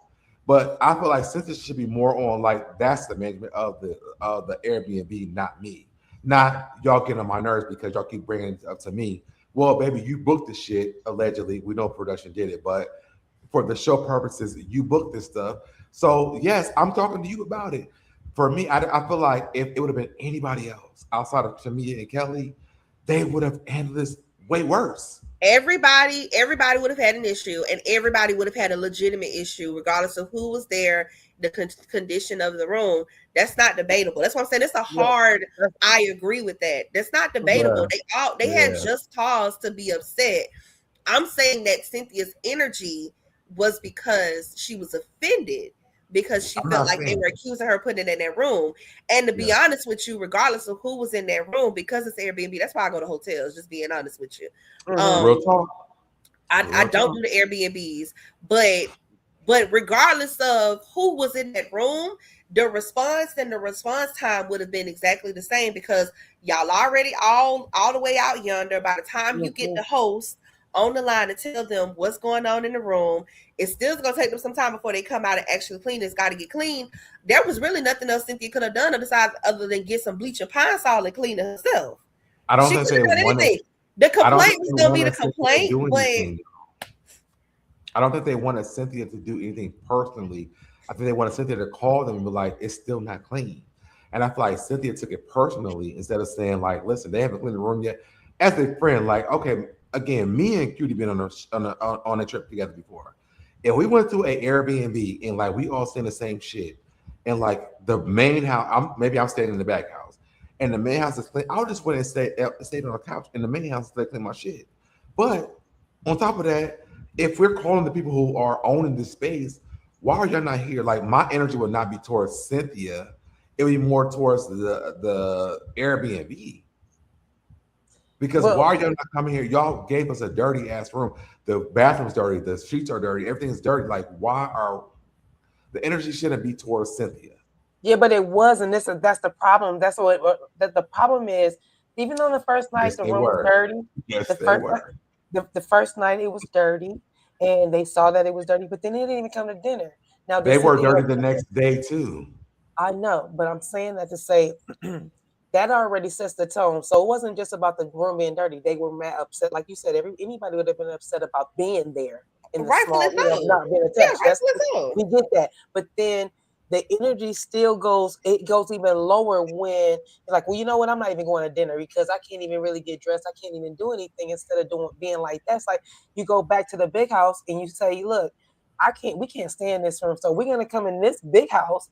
We're gonna have to figure out how we're gonna maneuver around because I don't feel comfortable with being back there. And I feel like if Shamia and Kelly would have did that from jump instead of really complaining, if you was gonna complain, then yeah, I get that's why y'all didn't come to dinner. But instead of doing that, go get your accommodations. Go in there and get your luggage and say, look, we coming in this house. Well, I don't know where we're gonna stay at, but until this room gets though.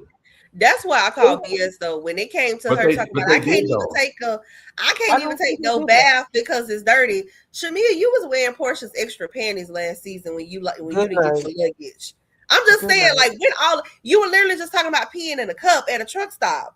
Like you couldn't go take a quick shower in somebody else's room. You know they would have let you do that. Like that's when it got extra. No, listen, the room not being clean. Like I promise y'all, I will literally, it could be a 5-star hotel. If I don't even like the way your bathroom is structured, I don't like the placement of the sink, the toilet, and the shower, I'm not booking it. The bathroom alone breaks a booking for me. I'm not saying you can't be picky about where you stay. I'm definitely not telling them they didn't have just reason to complain.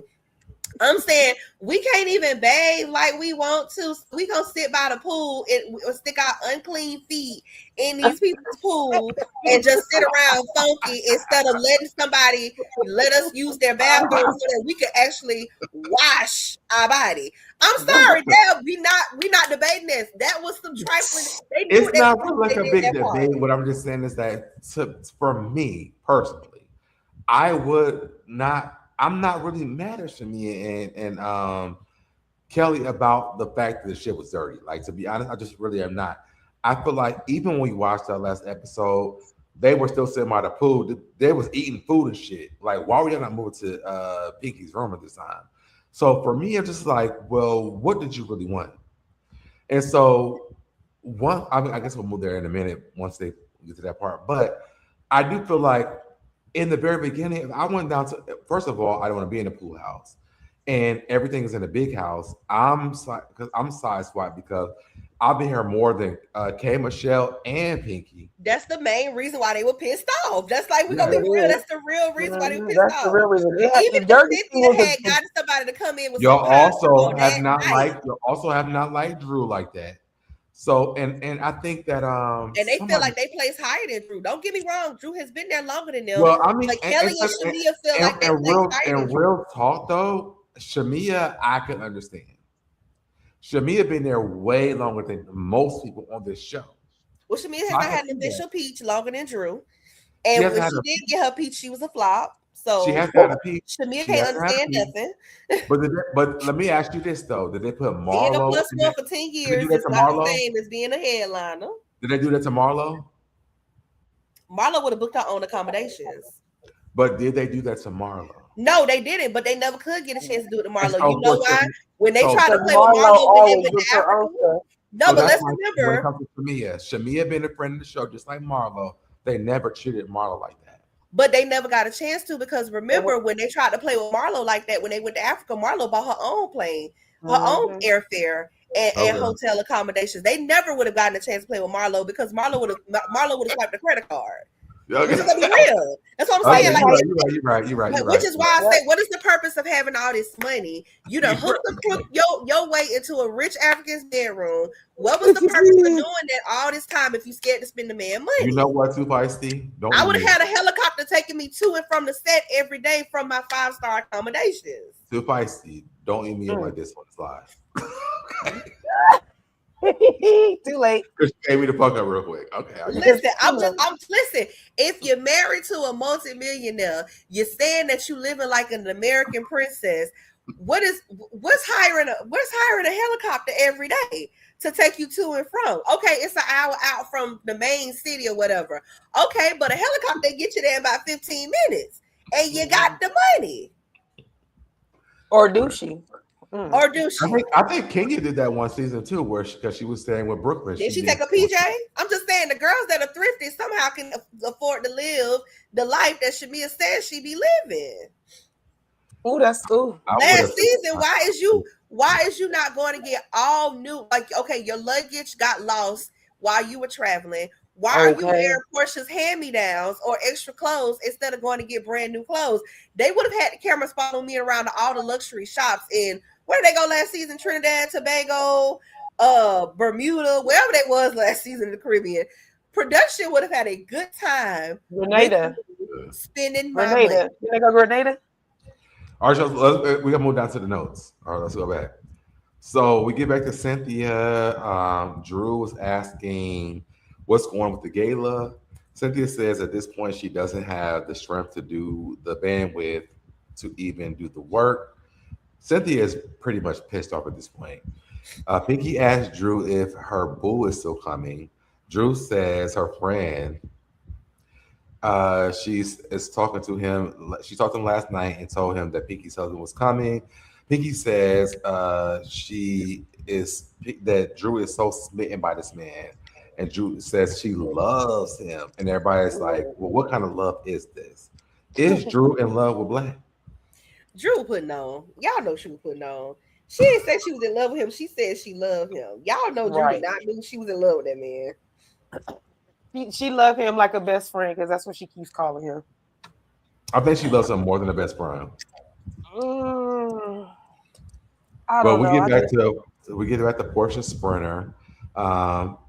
They're having a good time. They're dancing, listening to music. Portia asked Kate what's her Portia asked her what's her read on Drew.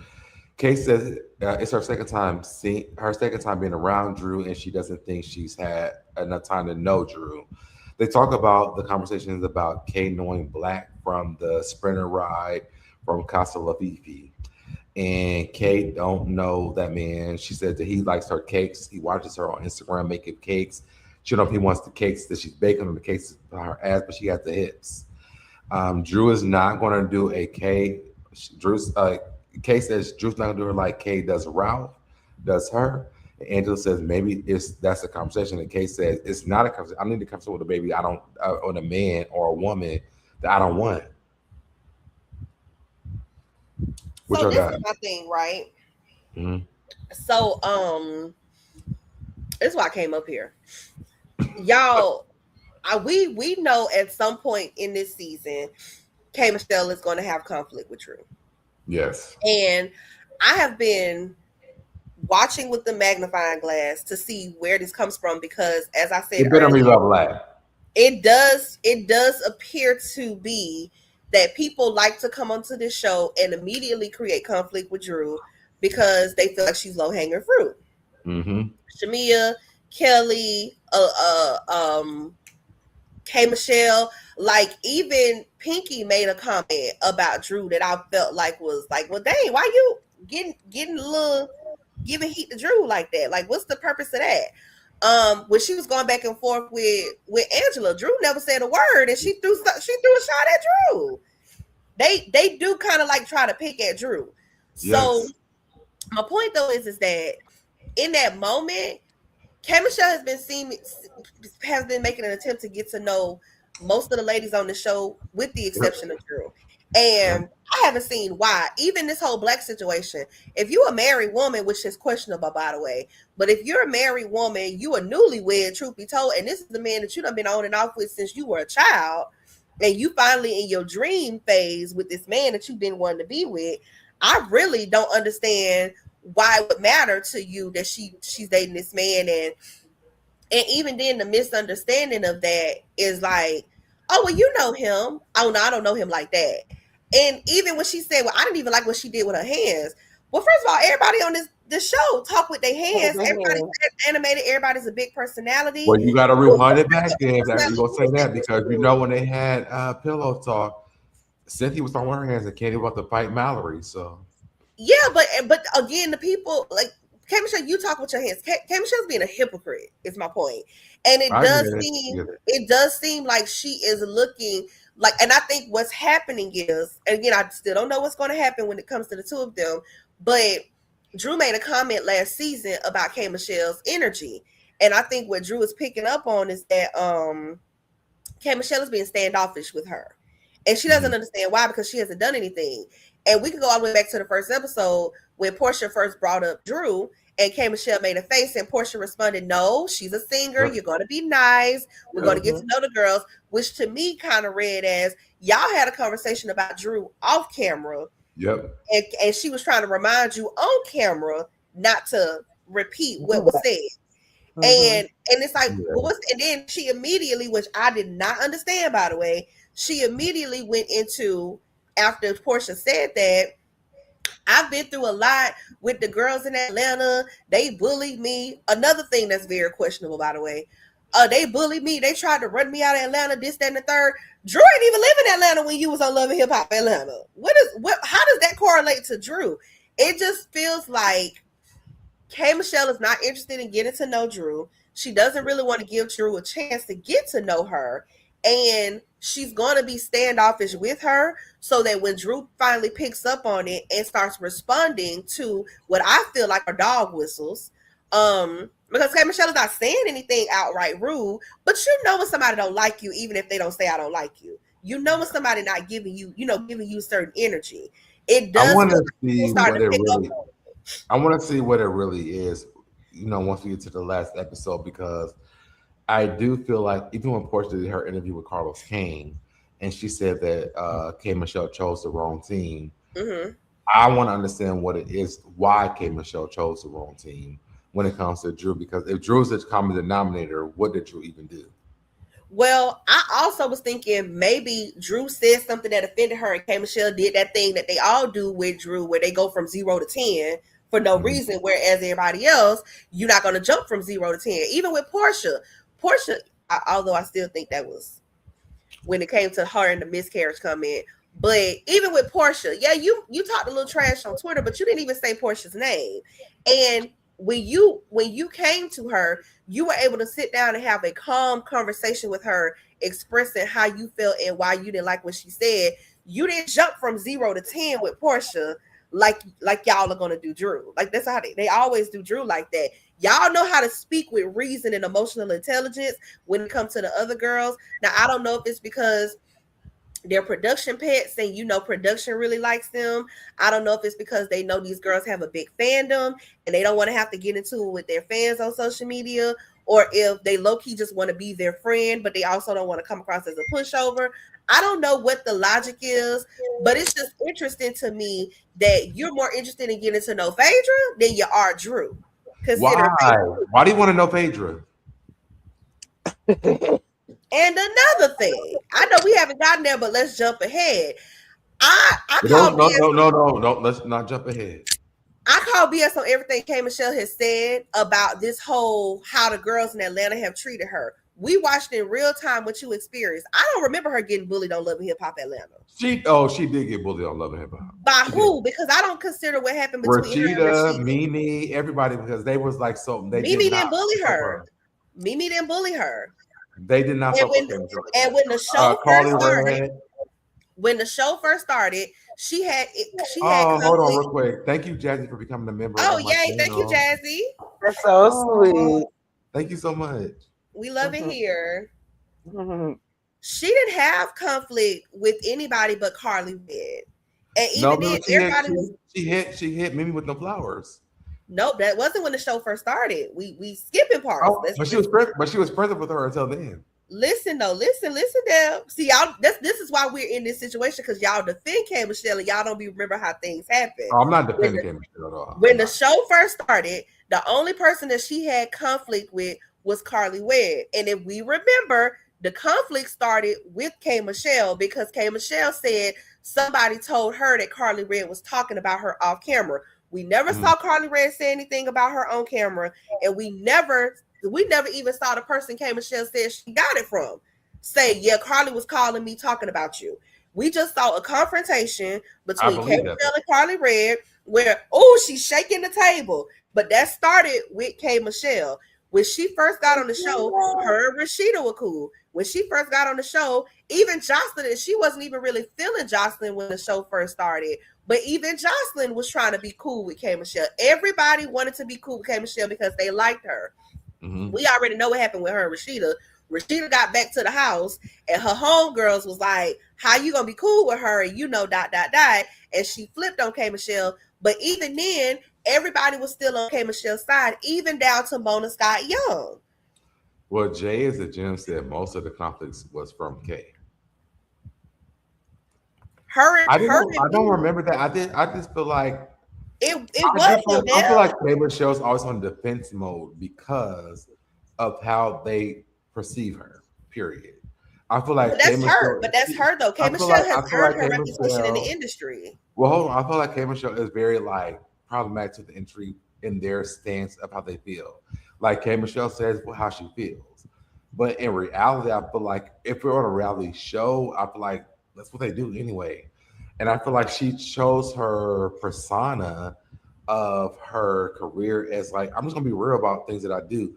So she showed us about her butt injections and how that worked. I feel like Kay's trying to be real, but maybe it's not landing right for people. I don't like this narrative that K Michelle when she lived in Atlanta, if she had a difficult and challenging time in Atlanta, it was due to things that happened outside of love and hip hop, like the abuse. Well, you know how It wasn't how those girls treated her on the you can show. kind They of wanted to be parallel K Michelle's friends. you can kind of parallel K Michelle though because Mimi has the same issue with the girls from Love and Hip Hop. Mimi Yeah. don't fuck with them no more either because they weren't really good friends to them. Even I think the biggest thing with K Michelle was Rashida. Okay. When Rashida went on and said that that man didn't do shit to her, I feel like K Michelle lost all respect for everybody because they let Rashida say that. And reality was, I think that it was proven that he did it, Well, this is the and thing though. nobody corrected them. That still isn't the case though. Like I hear what you're saying, but that's still not how it played out. She was still friends with Mimi. She was still friends with Ariana. Her and Mimi fell out because K Michelle decided to do a radio interview talking about Mimi and her relationship, calling Mimi stupid for being with that man. Now, granted, Mimi was being But stupid she for didn't being lie with though. She was this is stupid for being with but that man. this is how we get here with people like K Michelle. She was being stupid with that man. She was making a fool of herself with that man, and she did get embarrassed by Stevie J. But I would never expect you to do a radio interview talking about Cutie's business if you her friend. Well, I mean, I think the kid would know that I thought she was stupid about being with that man But like you would that. never get on it. Even if she knew you felt that way, you would never If get on we're the on person who been reality saying television about and her. asking a question, that's our job. So That's I but mean, that Cutie wasn't would for the know that I felt reality that way. show. But that wasn't for the reality show though. And again, we're talking about friendships, and this is somebody who was saying that she has been mistreated by other women, and she's been made to feel like she was being bullied, and even made to feel uncomfortable in these spaces. What type of friend are you for you to discuss your friend's personal business and to disrespect and demean her on a public radio interview? And then got I mad at the will. girl because she took issue with it and you hit her with flowers. I You will would say never do this. that to your friends. I will say this. We have a friend who will say this to us, and I mean maybe not on social media, but we'll say this to us. And to me, I don't it doesn't seem disrespectful to me. I feel like if we were on a reality television show and we watched this shit happen, I wouldn't set my friends to anything differently because it's the truth. Like I look dumb as fuck with the situation. And I already know because we've already talked about it. So I already know this part. I If don't we're on believe you. I'll be honest with you. I don't believe you. I hear what you're saying. I don't believe because I know how you move with your friends. Like you ain't talking to a stranger, Deb. I know how you move with your friends. I know how you show up for your friends. You would never get on the radio and dog out Cutiee. You would never get on the radio and dog out Mark. I don't believe you. You would never get on the radio and dog out Nola. I don't believe you. I would not. First of all, I don't feel like it's dogging out anybody, but she dogged Mimi out. Though she did that. I feel like that what K. Michelle said about the notice way how he didn't disagree with me, Cutiee. He would He never said- do that. That's what I'm saying. I don't even know why he's talking right now because you would never do that to your friends. She was wrong. I wouldn't dog my friends out at all. I would not. But I feel like if I'm in a toxic situation and we're on a reality show and they ask my friend about my situation, I would want them to be honest. Like it does look dumb as fuck for real. Like it does. But Yeah, they probably be a way to say it without making it sound like, yeah, he looks dumb. Yeah, it's just a way to say it. To be clear, what we're describing is not what actually happened. If we were filming a reality show and we're filming a scene where we're discussing what's going on, let's say me, right? We're filming a scene where we're discussing what is happening in my relationship. And because we have a level of honesty within our friendship, within our relationship, I'm going to expect you to tell me the truth no matter what the setting is. But I wouldn't know that before they did the interview, though. Hold on, wait a minute now. You're speaking directly to me and you're being completely honest and saying, friend, you stupid as fuck right now and you need to get your shit together. I would expect that from my friends. That's how I operate with my friends in any occasion. But let's be clear. K. Michelle didn't say that directly to Mimi. K. Michelle went on the Breakfast Club and aired Mimi out and ran down on her business. And Mimi felt offended as her friend, as someone who supported her from the very beginning, when she felt like she wasn't getting support by the other girls on the show. And when confronted, I told you the truth. The sex tape. Well, no, this was before the sex tape got leaked. Before the sex tape came out. This is when she first started messing with him. Okay. And because we're forgetting how things happen. And when Mimi approached her, this is my thing. Even if you felt like, well, I said the truth, I didn't lie. Your friend, right, the person you claim you care about, your friend came and said, hey, that really hurt me that you did that. Your response is not, oh, I'm sorry, I thought we could do that, but you know what? You're right. I'm wrong. I shouldn't have did that to you. I should have maybe asked your permission. I didn't have to go that hard on you. When she got confronted by Mimi with, hey, your disrespect hurt me, you hit this girl with flowers. You got physical with her. And that is why their friendship ended. And K. Michelle knew she was wrong because she came back crying and apologizing. I think that a lot of my life people don't understand like what has happened in my life. Like I've been through a lot of this stuff before. My ex was like a public person and like our shit was everywhere all the time. And so I'm not really bothered by social media stuff for real, to be honest. I'm just not. If it was something true, I'm like, I just did this shit. If not, I'm like, well, I didn't do it. But my energy leaves after I say yes or no.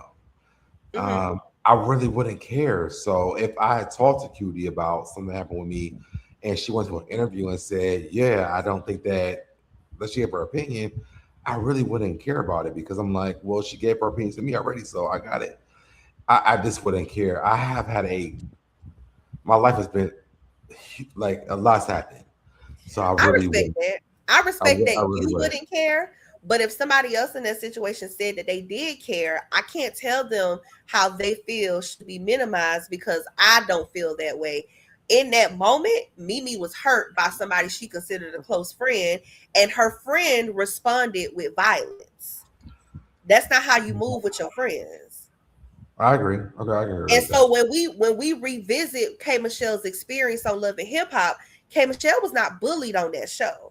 K. Michelle had altercations on that show and she had conflict, but K. Michelle did not exist on Love and Hip. K. Michelle was not, what's old girl's name? Like on Basketball Wives, how it's always most of the cast against one person. That's never been K. Michelle's. That's never been K. Michelle's experience on any of the Love and Hip Hop franchises. That's never been her experience. The majority of the cast usually likes her, the men included. They usually take up for her. They give her the red carpet rollout. They feel like she's one of the big success stories from the show. They always support her and her music. And even But Mona Scott, she was a success story before she even got on the show. she Like I And I wasn't. said, feel like She she wasn't. thought that when she went to that show, they would have treated her that way, and they just did not. They She treated her like wasn't. she was K a regular Michelle was cast. a she was flop on her stepping last into it. chance. And we're gonna be real, she wasn't a success story before Love and Hip Hop. She I think Not she wasn't. as was not as stepping big Love as and into Hip she it. is Hop saved her now. career. No, not as big as she is now. But I'm saying she had success before she got into that show. She had a record deal. She got dropped from her label. Her and Right. her producer / ex, they fell out because obviously the violence. You was attached to R. Kelly when his career was declining. And the one album that you came out with, it flopped because R&B was experiencing a shift and What was the EDM album? music was taking over. I What don't was the remember her album? debut album's name. I don't remember the name of it. I remember she had that song "Can't Do This" because I remember it used to come on 106 Apart. K Michelle was a flop before she came out, and I'm not saying that to minimize her. Love and Hip Hop saved her career. Love and Hip Hop saved her I career, can believe that. I can believe that. I can and believe Yeah, I that can that. was see that. a vested interest not only for her and her team, but also Mona Scott Wait, Young. Cutie trying to say Mona Scott something. Young had 2 faves on Love and Hip Hop Wait. Atlanta. Cutie trying to say something. What you trying No, it to say? wasn't. No, it wasn't. I was just agreeing with. I was Oh, I thought you were on. saying With, something. no, no, Oh no. But you no, said like I'm no. sorry. I know I'm ranting, but K I know Michelle, you be delayed, so I'm like, make sure what you're saying. No, Mona had 2 faves when it came to Love and Hip Hop Atlanta. She had Jocelyn and she had K Michelle, and she did everything that she could behind the scenes and on the camera to help them build their careers, so to take them to another level. People don't know that they used to cut out because K Michelle had a reputation in the industry. K Michelle had a volatile reputation. She was known as a mean girl. Nobody wanted to work with her. They keep putting the credit on Memphis for blackballing her, but K Michelle got blackballed because she couldn't get along with other women in the industry. And Mona made sure anytime K Michelle got into violent situations, like when she jumped on Carly Red at the first season's reunion, she would cut those scenes out of K Michelle so that she wouldn't look bad because they were working on her reputation behind the scenes. K Michelle earned her reputation, and Mona did everything she could to help her because she wanted to help her fix her career. K Michelle wasn't a success story before Love and Hip Hop.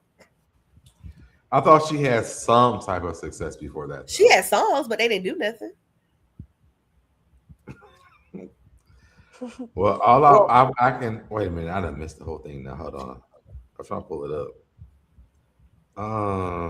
All I know is in 2017, I was in love with K Michelle. Before that, I don't know shit about it, but I was. That's good. That's good. Listen, I don't have anything wrong with terms of talent. And y'all K make Michelle's sure y'all go incredibly to K Michelle's album, Kimberly, and listen to Kim K. Because when K Michelle sings that song, it's the funniest song, but she goes the fuck off. I love that song so much. K Michelle is a very talented woman. I'm never gonna lie Absolutely. about anybody being talented. But when she says she got bullied on Love and Hip Hop, I disagree. And I just think it's very interesting that if we connect all of this back to Rashida and to ultimately Toya, because Rashida was acting on behalf of Toya, right? Toya Wright, whatever her last Oh, name. not her and Pink Yard Mean Girls. Whatever Rashida did, it was on behalf of her bestie, Toya Wright, whatever her last name is. Now, see, I cannot agree with that. What you mean? Even if you don't believe what the fuck K Michelle said, for me, I feel like Rashida should have never said that on national television. But that's not what I said, though. That's No, not what I when said. you brought up Rashida, that's what I thought about. No, what I said was whatever Rashida said or did to K Michelle, it was on behalf of Toya. Toya was never on Love and Hip Hop. No, right. But Rashida was doing that, taking up for her friend, is my point. But Yeah. she should have never even inserted herself in that situation at all. No, she should, like that. We're not disagreeing. I'm saying Yeah. Toya I'm agreeing with you. Toya's like the ghost figure in the background. She was never a member of Love and Hip Hop, but Toya's the reason why that breakdown between her and Rashida happened. Yeah, I'm agreeing with what you're saying. I'm agreeing with what you're saying. So my thing though is that right with follow me. It's Rashida and Toya, right? Shamia's part of that friend group with Toya, Rashida, and Candy. And see, if I was K Michelle, I would have whooped Rashida's fucking ass. Okay, I hear you, right? But and then I would have been like, see, this is how Memphis beat my ass. bitch, and now you go over there to Oh. Kurt But and but figure it but out. but hear Oh. me That's out what I though, would have Cutie, done. right? Because K I Michelle. want to say this. I'm gonna be very clear when I say this. When people don't be believing people's stories about the abuse they went through, Mm-hmm. and fuck you two right now, I'm just gonna be very honest. When people don't believe what you went through, I don't give a fuck what you believe, baby. I went through it my own motherfucking self, Mm-hmm. and so you can never tell me my own fucking story. I don't think that K Michelle is driving the story for her entire life, and it didn't happen. So fuck Rashida, and fuck everybody who believes that shit that Rashida said, because K Michelle said that shit happened, and I believe that. I don't. I feel like for me, because I've been a person that been through abuse, I'm alright with that shit for real. Because I would never lie about that. And so I'm maybe in a different type of space when it comes to K Michelle, because I feel like she was treated wrong on Love Hip Hop because of Rashida. And agreeing and going and asking that lady, oh, well, was it true? Bitch, is your son murdering motherfucking people? Is that But true? Like, but I would that's be on one. Rashida's ass. But Deb, I hear you, and I'm not disagreeing with you. Rashida was dead ass wrong, but that was one person. K Michelle talks like she has PTSD from the entire cast. I Majority of that think cast Rashida is wrong the with her. PST. I think it's Rashida though, to be honest. But this is what I'm saying though, right? If the PTSD exists, Shamia's part of that friend group. Shamia? Well, what Shamia do? Shamia's part of the friend group with Candy and Rashida and Toya. Candy doesn't believe it either. This what I'm trying to say. See, he ain't following me, Cutie. You follow. I feel like you picking up what I'm putting down. Oh, I don't If know. she, I don't if she, because you stuck on Rashida saying that K Michelle lied. What I'm we saying watched to you the is show. Yeah. Rashida, not Rashida. K Michelle keep coming on every episode telling y'all, not me, because I don't believe it. K Michelle keeps saying, I don't know about getting to know y'all. I don't know about interacting with y'all. I'm scared to let my guard down because I had all these traumatic experiences with other women in Atlanta, right? We know that she's talking about Love and Hip Hop without saying Love and Hip Hop. Absolutely. I know that part. Okay, right. Follow me. What I'm saying is that if Rashida and ultimately Toya is the source of that contention, is the source of that pseudo PTSD, Shamia is part of that friend group. She just said in the preview, if I'm not, it was either in an episode of the preview for next week. Shamia's her favorite. She loves Shamia. No, that was this one. Beautiful. Shamia's part of that friend group with Rashida, baby. Well, why would Shamia be? I don't understand why Shamia is associated with the fact that she thinks that didn't happen with K Michelle. It's not. No, see, like I said, you're not following me. You keep thinking that we're talking about the friend group. We're just talking about the friend group. We're talking about the friend group. Shamia is a part of the friend group. No, but K Michelle, like I said, we're talking. Feels this way. I don't think that Shamia should be held accountable for how they feel. But she's holding everybody else accountable for something that happened that they weren't there for. She's holding Drew accountable. She's holding Portia accountable. But Shamia is actually a part of that friend group with those people. I'll do you one better. Yesterday, K Michelle was at a performance for Mother's Day with Escape and somebody else. You better believe with Candy being in Escape and the performances in Atlanta, you better believe Toya and Rashida was there because them her girls. And yeah, but I don't feel like they feel the same way that they felt about what happened with K Michelle though. We're moving the line. I wouldn't associate them because they're friends with her. You're not, but she is. No, but see, you're not, but she is. My thing is this: she's skeptical. She's skeptical to get to know Drew. She's skeptical to get to know Phaedra. She's skeptical to get to know Portia. She's literally saying this in the episodes. I don't know about this. I ain't never been on no girl trip before. I don't know if I want to go because the last time I was around girls in Atlanta, this, that, and the third happened. Okay, but Shamia is a part of that friend group that you acting like you got PTSD from, and you're saying that Shamia is your fave out of all the girls. But I don't feel like Shamia. It's feeling selective. It's feeling selective, and it's feeling like I'm not the same thing. I'm not the same thing. I don't. K Michelle is being selective with how she engages with these women. I feel like she's prejudged them, and she's only willing to get to know certain people, and she's disengaging. She's disengaging. Well, she told her herself. She said that because she even said she said every episode. She said that she's glad she got to know Phaedra a little bit because She kind of cool, and then she said something about oh yeah, and, this is the portion that I like to this is the portion that I like to hang out with. This is the portion that I remember. Da da da da. So I don't I'm know like, who this person is, Logan, and this one of these words I don't even know what it is, but it says she's whatever this word is, not She's skeptical. trepidatious.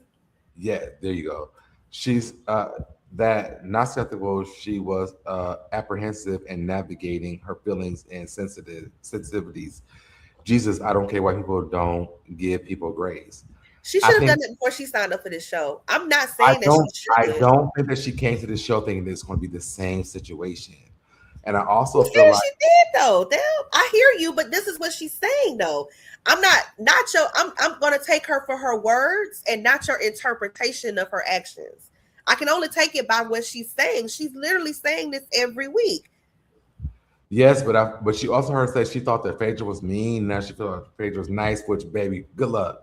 But there's just a lot of things she's like. I feel like Kim and Show doesn't know where she belongs at because everybody kind of like just bounces her around. I feel like her experience on Love and Hip Hop might have been because when Rashida said that she felt like that Memphis didn't do shit to her, and maybe she included that with the entire cast.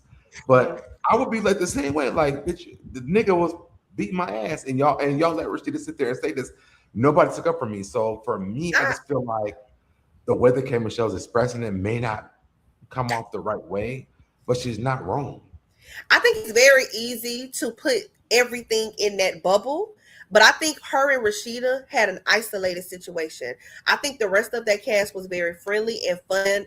Most of that cast was friendly and fun. Even with her and Jocelyn, she only became friends with Jocelyn when her and Mimi fell out to get back at Mimi. And even her and Jocelyn fell out because of K. Michelle's actions.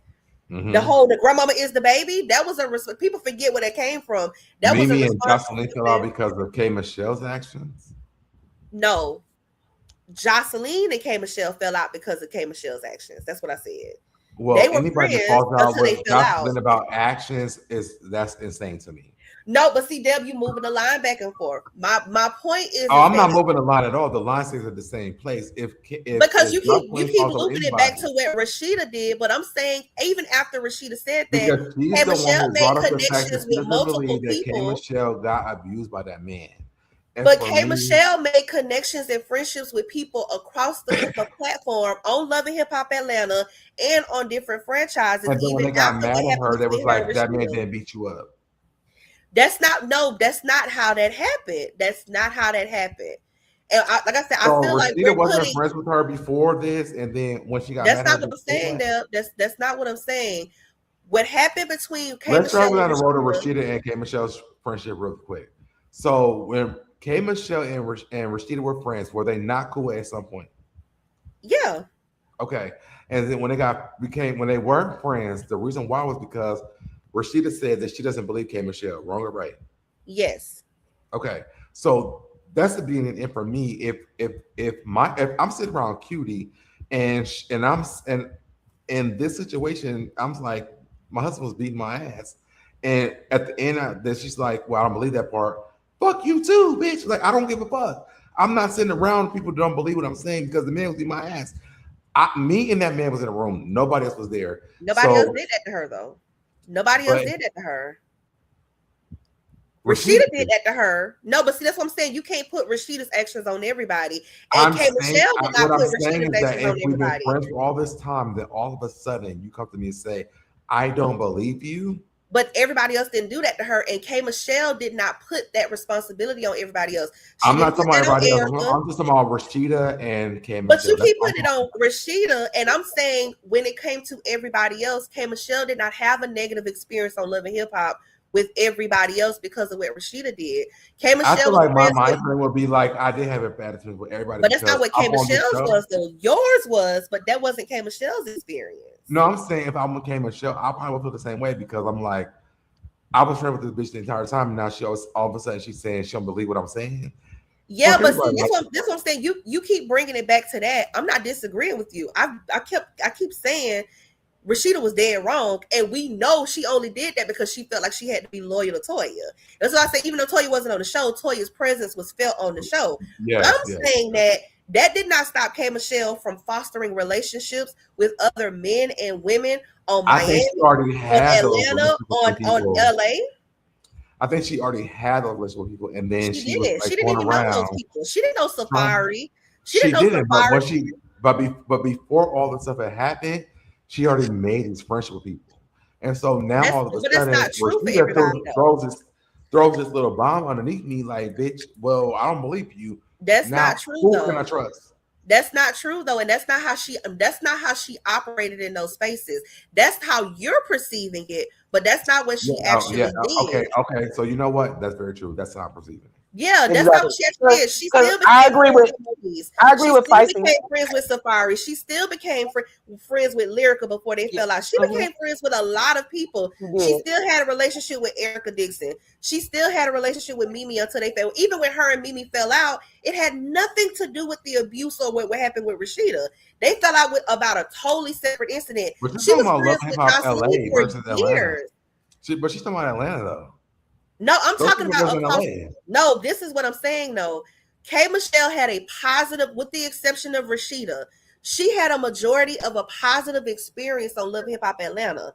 She did not have a terrible experience. She was not If getting you booked on come that to me show. and tell me that the nigga that beat my ass One and I'm in person, Atlanta, one hold on, person, one hold on. person did that. Everybody at this point, I don't even give a damn at this point because you said this to me. So I You moved know, to she LA. So So I that's moved to that's LA.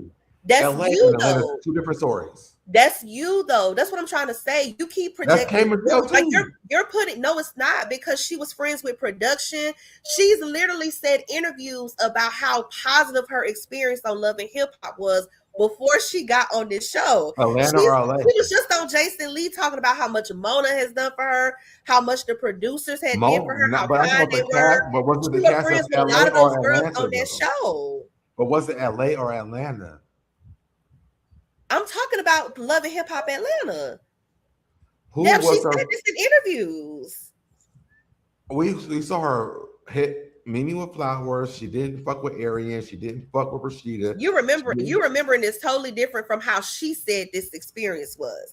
She's literally said on camera and off camera, she had a great experience on Love and Hip Hop Atlanta. And even when it came down to her beef with Rashida, Rashida is still getting dragged to this day about her saying that to K. Michelle. She still is the winner, even in that situation with Rashida. Even when the man took her to court, she still came out on top. When it came down to going back and forth with her ex about what really happened. K. Michelle's experience in Atlanta was not negative like she's trying to make it seem now. And I feel like she's using that a buffer to disengage with people that she does not want to get to know because she's prejudged them. And she also is using that. I think K. Michelle wants the red carpet treatment. I think K. Michelle thinks she's above the girls. I think K. Michelle wants people to understand. Let me jump ahead. I don't think K. Michelle is mentally scarred from what happened with Rashida.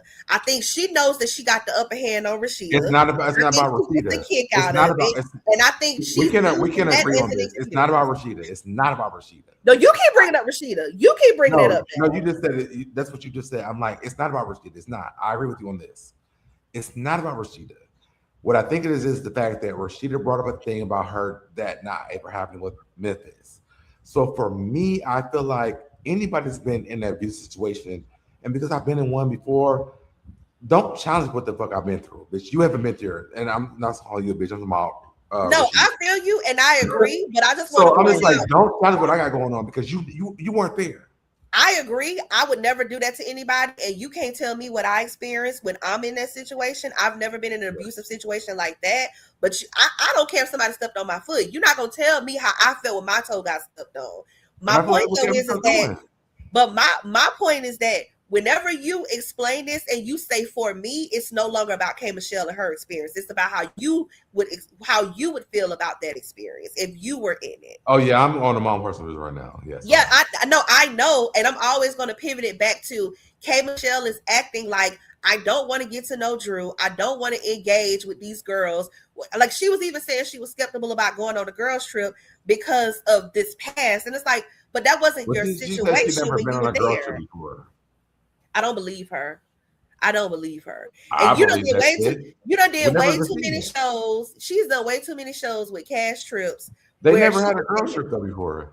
She was on Love and Marriage, not Love and Marriage. She was on Marriage Boot Camp, and they was out of town, It and was she not was a having to girls share trip a house though. with people. No, It it's not wasn't that a it's a girls girls trip, trip, but you're sharing quarters with people that you don't know personally, but and it's you're just a having to girl. engage Like with it's only people. girls though. You know what? Let me ask y'all this. So because since we already here, let's talk about this. Let me put us in this one right here. So we here. All right. So since we're talking about this, I do feel like this is a very good question I want to ask. So there's this, and I've been going through this thing on Twitter with Kenya during the pillow talk thing. One, how do you feel about that part?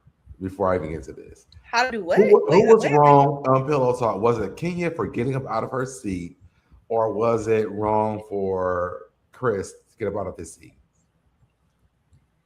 How did we get here? Because Like, what I'm happened? asking, I'm about to travel down the road real quick. I'm just asking. Okay, so I'll say this. My opinion about that night still stands. When Portia said that there was some spirits moving in the room, she wasn't wrong. You could kind of see the energy kind of shifting amongst everybody in the room. Mhm. But I will say this: everybody played their part. Um, Kenya getting up to confront, what was her name, Natalie, about Natalie. what the conversation was. Mhm. Nobody, like, even if Kenya said, "Oh, I wasn't going to hit her," but based on how you were moving and your energy, your body language, nobody was going to be able to gauge that you weren't planning on getting physical with her by how you were moving. So I Mhm. understood her husband's, Chris's, concern for why Kenya was walking over to his wife in that way. However, he still shouldn't have put his hands on her. He didn't necessarily, and I hate to say it like that, like he hit her or something, but he did grab her to restrain her. I understood why he felt like she needed to be restrained, but considering his proximity to the situation, as well as the fact that you're in conflict with her in the moment and you're a man, it wasn't the best idea for him to be the one to restrain her. But Kenya, the way you was charging at Natalie, yeah, what were you planning on doing when you got in front I of her? love that word, charging. But how did we get here? I thought we was talking about this situation No, with we are because I feel like we're talking about a situation where women are doing things and people are taking it and misconstruing how things work, right? So, and I've been doing this thing on Twitter, so my mind is very kind of there right now. Why do you feel like Kenya was charging at Natalie? because of how she was walking towards her. So when Chris got up It's and just a moved from verge. when Chris got up and walked from the bar over to Kenya, was he charging? No, because he wasn't walking at the same pace, and he wasn't walking towards anybody. He was just standing in the center of the room in He front walked of towards Kenya. everybody. He walked towards Kenya. Okay, I'm saying they both were wrong, right? But he wasn't Okay. walking at the same pace towards Kenya the way she was walking towards Natalie. Their pace It was very wasn't the much same. their pace was very much the same. It It was wasn't. no, it was, and We'll I have to can show it. disagree about that. No, It wasn't the same. Because at one can point I he can I stopped, can I he was can I looking in show it her to you? Let me direction, show but it. he Let me show wasn't it to you. walking towards her like he was going to hit her. Nobody Let had to me. stop him from getting towards her. When have we ever seen Kenya fight anybody? But she's for very provoking, so let's not do that. She might be But provoking, but when but she ever no, put her hands on this is the anybody? thing. This is the thing, though, right? Regardless of whether, like, no, because in the moment, that's unfair. That's unfair to say. Because let me tell you why. In the moment, especially when that person is sitting down, and everybody know if you're arguing with somebody and they're up and you're down, you need to get up just in Oh case it yeah, goes.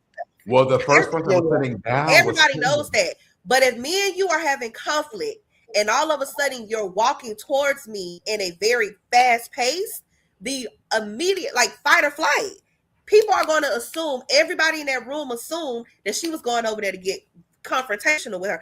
Even if Kenya was not planning on hitting her, even if Kenya had not had a history of getting physical with anybody, what was you planning on doing when you got in front of her?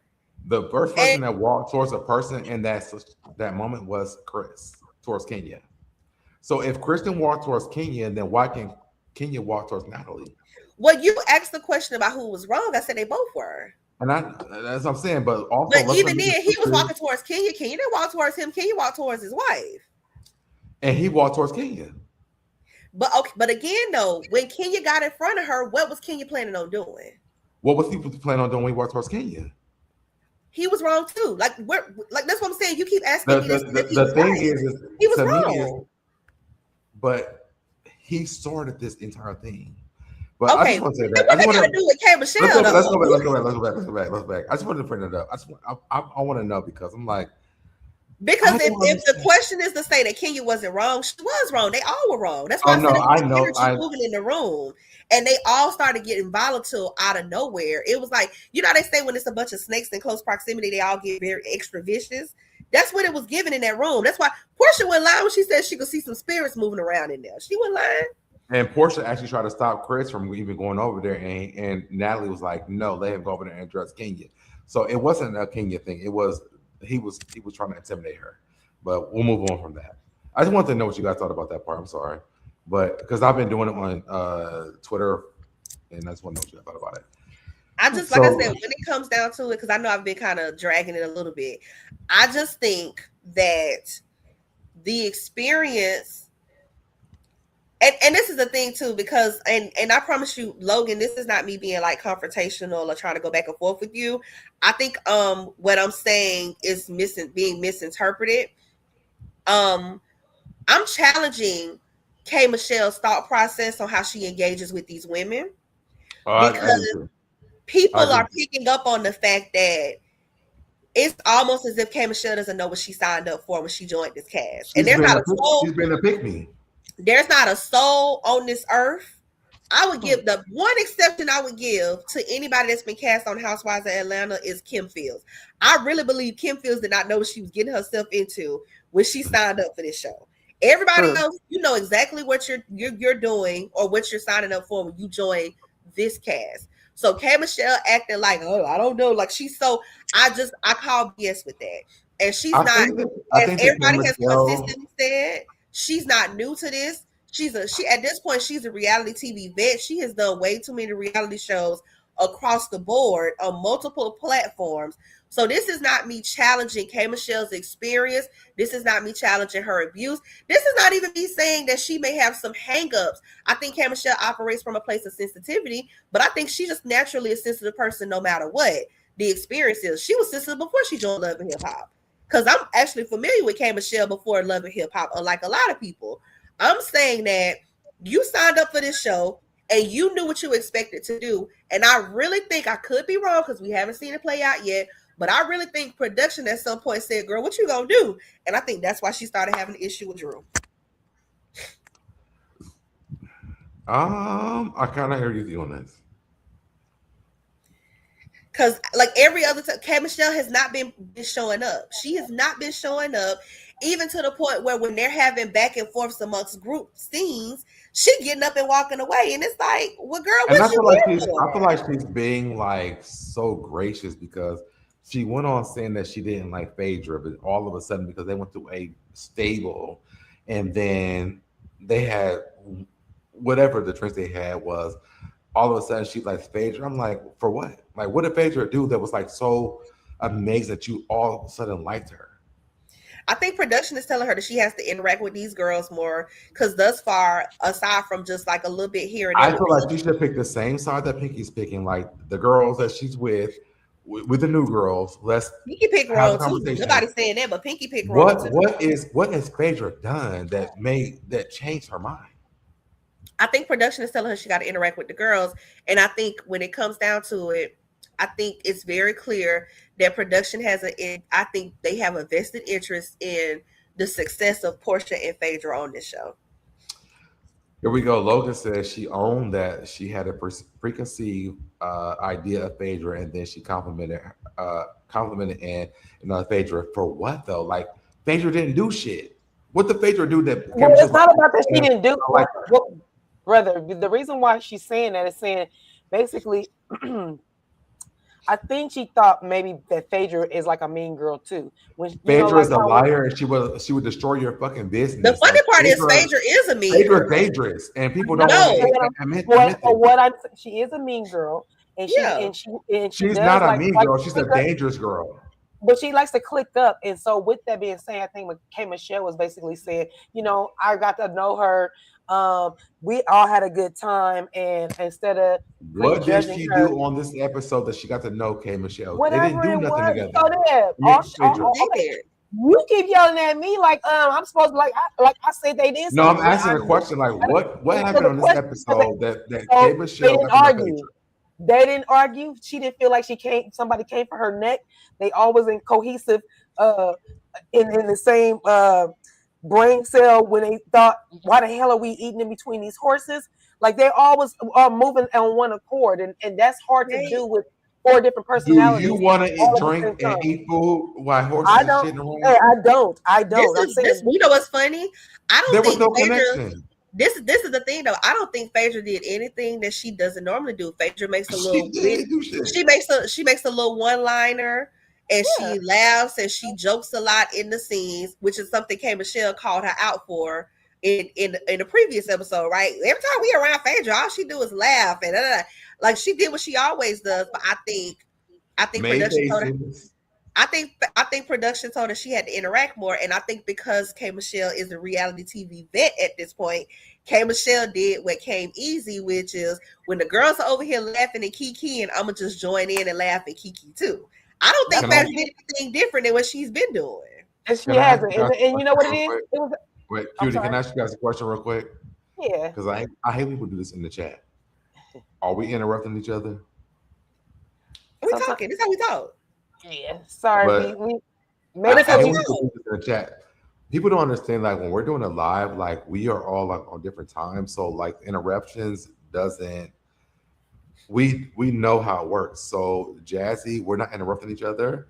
We're just talking, and it just seems that way. We're not No, but interrupting this each is how we talk though. This is how we talk. other. But the reason why I jumped in because I have to get ready to go to work, guys. I know. Um, That's what I'm trying to get through the no, note y'all good. first. Y'all good. Y'all can keep the conversation going. I just want to come in You and look say, so pretty, by the way. thank you. I appreciate it. I'm trying to let this salt and pepper grow in y'all. So y'all just bear with me for a minute. I'm about to just let the thing do its thing. But anyway, I really enjoyed the conversation. If I see, I'm mad, I gotta leave. Um, but Oh, you As I stuck long love on as me, that you ain't we gonna Pisces make now? yourself. but I love the fact that we have like really dived a little deeper into Kate Michelle because I agree with Feisty. She was playing this role like like she's trying to play this victim, and I just don't want to be around any girls that I did this happen in Atlanta. The Atlanta was a mean girl to me. It's like no, no, no. It takes I two think to argue. It takes two to tango. So I you think was K part of that. Michelle. I think K Michelle came on Atlanta, Housewives of Atlanta, to Uh, promote this country album that she's been working on for about 13 years that ain't never came out. And I think she also is being very mindful because y'all know K Michelle got blackballed, right? yes. In R&B, But y'all. she also has a Beyonce endorsement.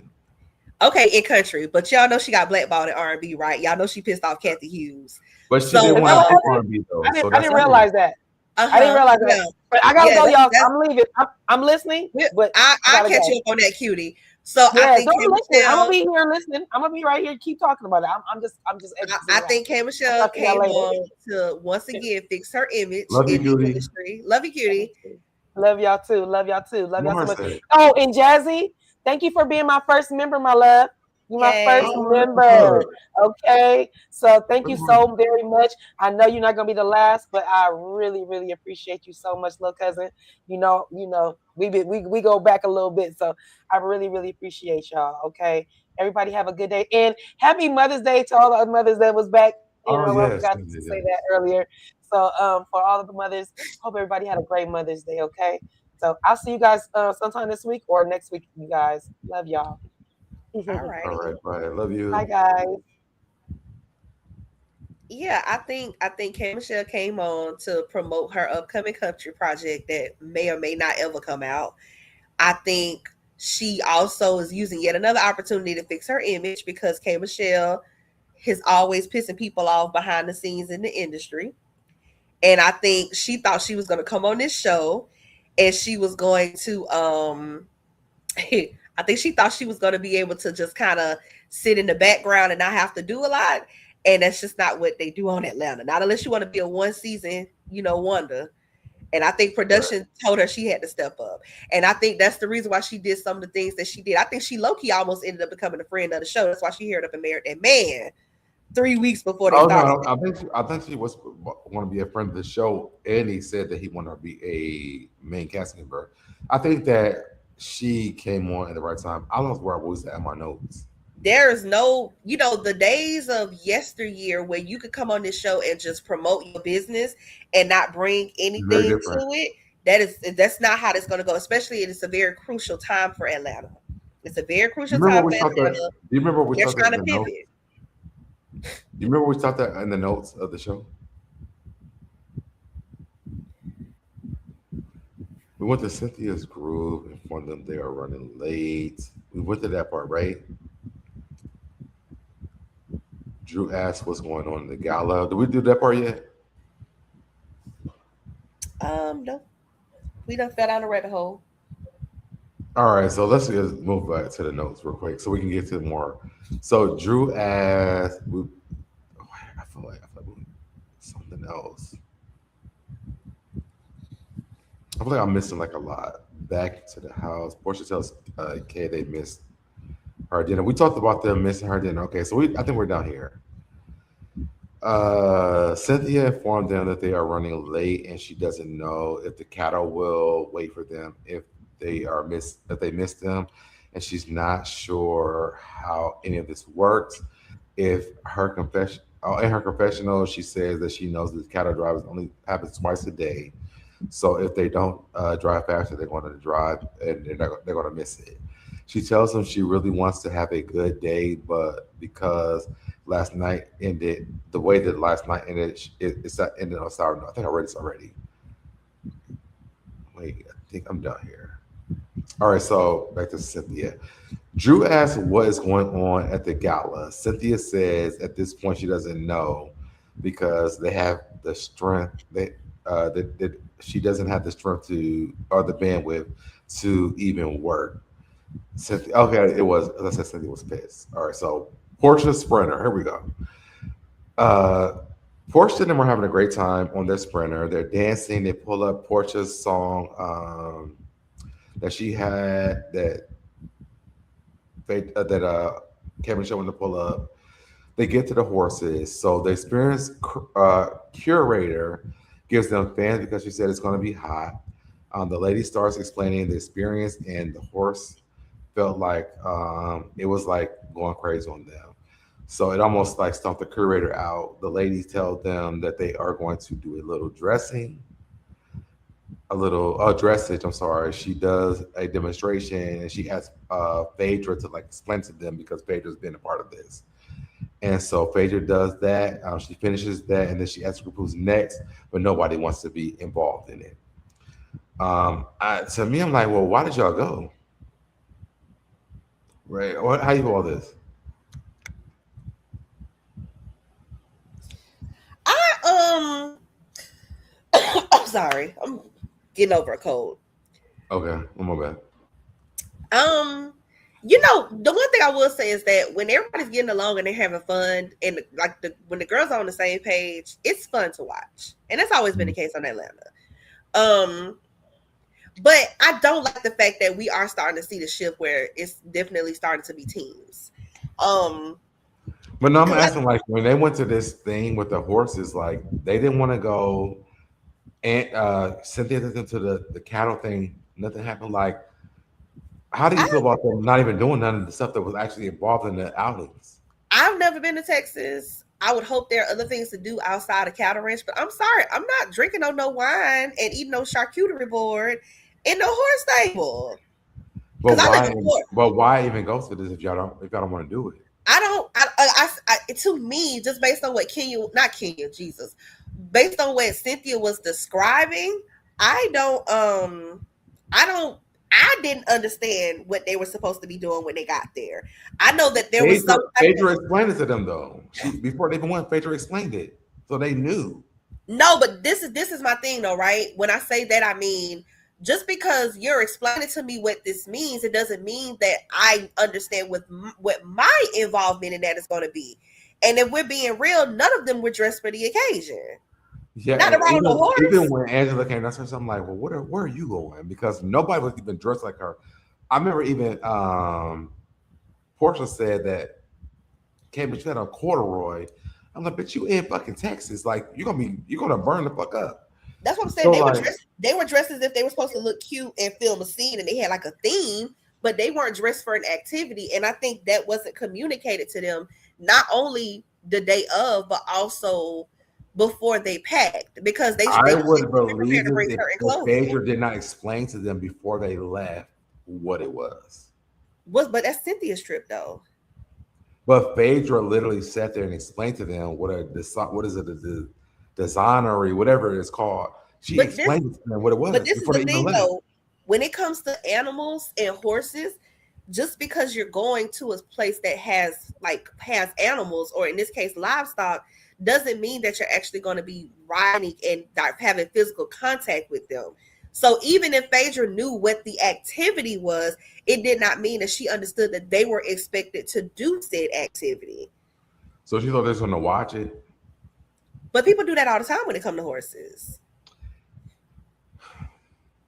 People do that all the time. I disagree, but I've been to horse ranches before, because like I said, I live in Florida. I've been to horse ranches before and never have gotten on a horse. I may watch somebody else ride, or it may be like one of those, like one of those environmental excursions, or one of those things where you're supposed to learn about the animal, but that doesn't mean you're going to get up on the horse that But day. Phaedra built this up at the very beginning, like she explained what it was and how it worked and everything. But Phaedra was trying to flex. At this time, well, no, she knew what it was, because even the lady was like, but to be clear though, Phaedra in her explanation was her way of trying to flex, as if I've lived this life of I've done all these activities. But that still doesn't mean that she knew that they were expected to ride horses that day, because clearly someone who has ridden horses would have known to dress differently. And I still put the responsibility on Cynthia, because this was her trip. These were her excursions. She was supposed to make sure they were ready for certain activities. I feel like y'all bitches is in Texas, like y'all know what it is, like period. If I'm going to Texas and we're going to, I'm not riding a horse. I'm sorry. Based off of Texas, I'm thinking about horses and meat. That's what I'm thinking about. That's what I all think about. I'm not riding the horses. Like I said, I still put the I still put the responsibility on Cynthia, because I also saw a few people. I saw a few people saying, like, and don't get me wrong, Pinky is doing a lot. I like Pinky, but Pinky is doing a lot. I saw people saying, "Well, what's the big deal? It's not like she eating meat. She just." But it's not the vegan part. Vegans can't ride horses. Vegans can't do this. She's also they can't do anything with animals at all. It's not the vegan part. It's the PETA part. Yes. And using animals for your enjoyment or entertainment is something that they are strongly against. Absolutely. That is the issue. I think that's people why understand that part. Misunderstanding. But I put that on Pinky, because Pinky's not really explaining her involvement with animals in general. It's not just I don't eat meat. I don't like certain vegans don't believe in wearing animal products. Most vegans don't believe in wearing animal products. They obviously don't eat any animal products. They don't engage with animal products for recreation or pleasure or entertainment. They don't believe in any of those things. They are strongly against it. So yeah, her going to a ranch or whatever just to ride a horse just so we can film a scene, that's not something that somebody who's on the board of PETA would do. But I put that on Cynthia though, because Pinky was with a bull, not a horse. So. Listen, I put that on Cynthia because you're planning this trip, you're planning activities for these people. I feel like the trip that Portia, Phaedra, Angela, and K. Michelle went on, they could have got on that motherfucking horse.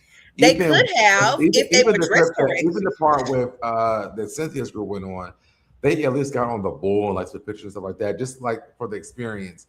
So I just feel like the trip that Portia's group went on, like it was like lame as fuck to me. Like, so y'all want to sit down and drink, y'all like y'all do in Atlanta. Y'all could have stayed in Atlanta for this. I think the whole thing is lame. That's why I said I put that on Cynthia. And honestly, to be fair, the girls. Well, no, Cynthia is not lame because she's there for a business venture. She brought them for this part because they're not even at Cynthia's event yet, but she brought them there for the experience of Dallas, for her experience for the tequila that she got going on. So Cynthia's not lame for this part. The excursion is lame. She's lame for bringing them up. She's lame for bringing them along with her. This is the thing when I say it's lame, because she planned this trip and the activities. You got to know who you making activities for. Like or for me, Texas-based things. Listen, so no. look, I'm a eat, pray, love type of girl. When I go on a vacation, I love learning about different cultures.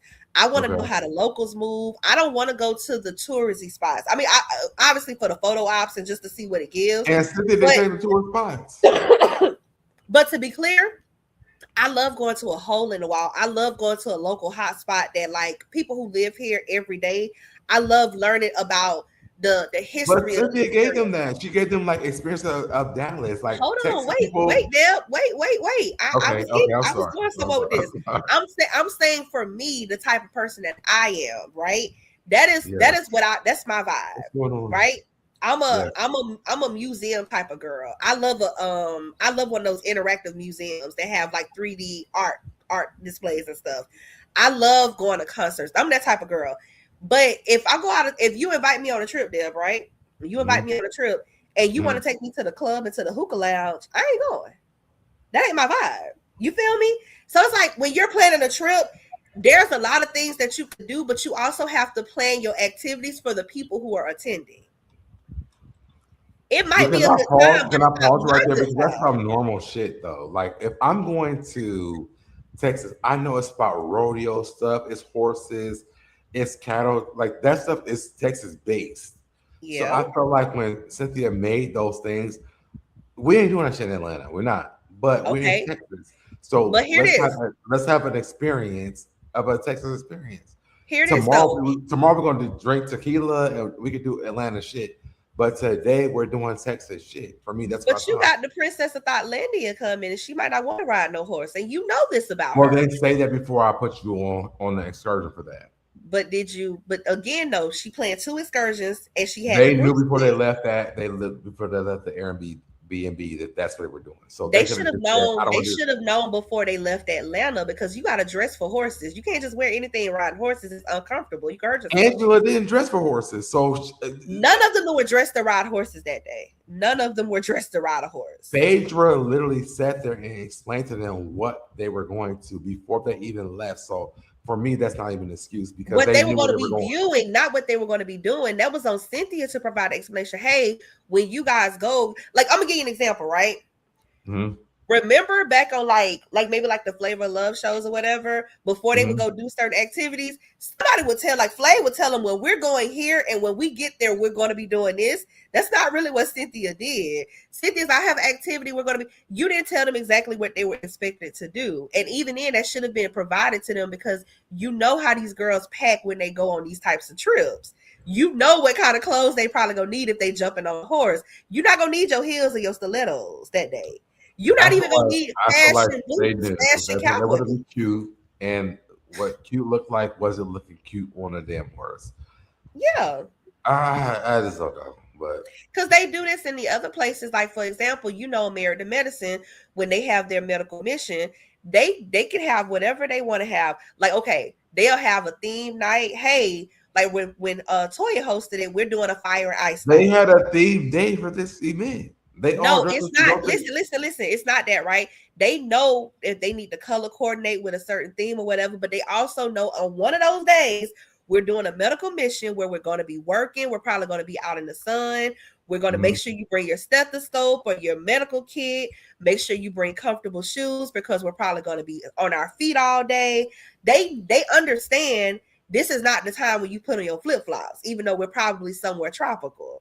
I'm Mhm. saying that has to be explained to them beforehand, and I think it wasn't explained to them properly. I think majority of it lies on the host, but also the girls because they weren't trying to be willing participants.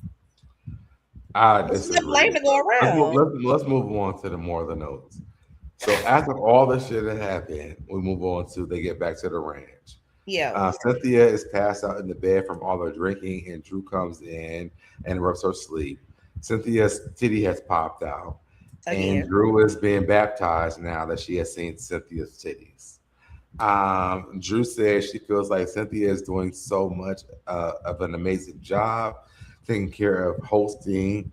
Cynthia, she has done all these things. I'm like, I just feel like Drew is like building her because she's not in the outhouses. Cynthia says she doesn't know because of Shamia and Kelly, the Shamia and Kelly thing. Shamia and Kelly's room is finally clean. Cynthia feels like the issue is bigger than the room. She feels like Shamia might have an issue because she's not in the same space of Portia. Drew I don't, says I don't she think it's Portia, but I think she's just mad she's not in the main house. I with think Portia. Shabia. I think with the girls in general, because there's obviously conflict between her and Portia, even though they're not directly addressing it on the camera. I think Shamia feel like I ain't new. I've been here. How Pinky and you like you said earlier, Shamia probably feels like she been here longer than Drew. Yeah, Technically, it's the seniority of the things, but it's yeah. also because she's a Technically, friend of you've been. Portia. Yeah, technically you've been. I feel like she feel like she's supposed to be on equal footing because I think Shamia came in feeling like she was supposed to co-anchor this show with Portia. Yeah. Yeah, she should have been there before Drew. And Shamia's eyes, for me, what I think about. Now I Uh, don't I don't agree. I feel like y'all might can be in this at the same table on the same level, but y'all not because Drew had her peach longer. She just but did, and I Shamia been a understand. friend of way before Drew. So I feel No, like I Shamia's listen. I mind. I hear that. Crazy. I hear that. But in terms of hierarchy on this show, the peach No, holders have I'm riding always, with you. I'm riding with you on this. yeah, I'm the riding with peach holders have always gotten first priority over the friends of. That's just how it's always gone. And Drew has had a peach much longer than you.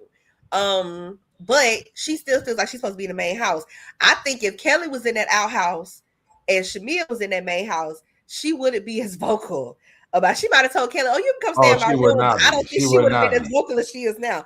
Shamia feel away. Like Cynthia's like kind of wrong, but she's not all the way wrong. I don't think it. I don't think it's specifically about Portia. If K Michelle and Pinky was on the outhouse, it would have been no issues. Besides K Michelle making the issue out of it.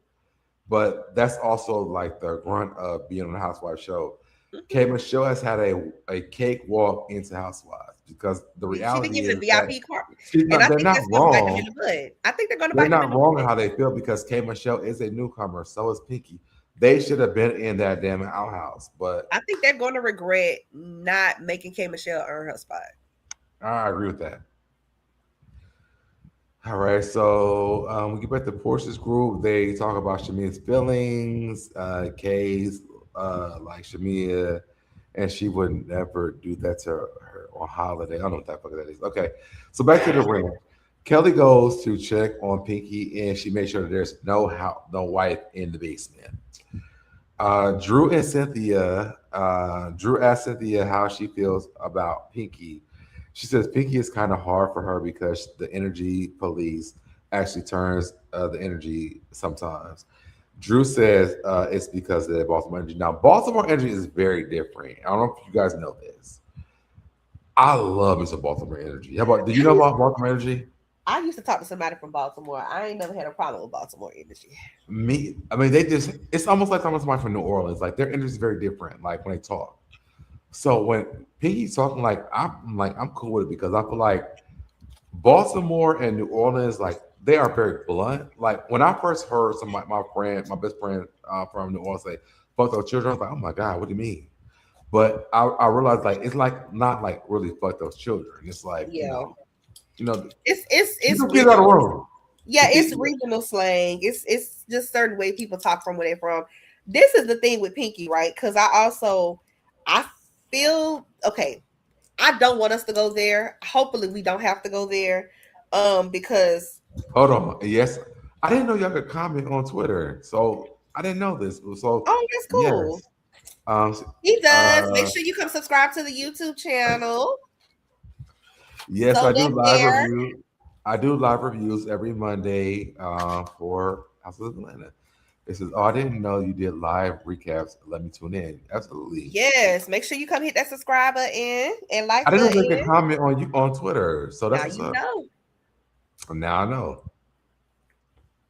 Well, go ahead, But yeah, Feisty. I when it was Drew, I remember it was Drew that made the comment about aggression. I didn't like Pinky's energy either. I'm gonna tell you why, because it's a pet peeve of mine. Okay. So I'm a very patient person in terms of like having lengthy conversations, even if we're disagreeing, we have a difference of opinions. I'm very patient in letting you express yourself. Mm, And I may even allow you to go before me. Well, let me not say it like that because I feel like that's kind of grandstanding, if you will.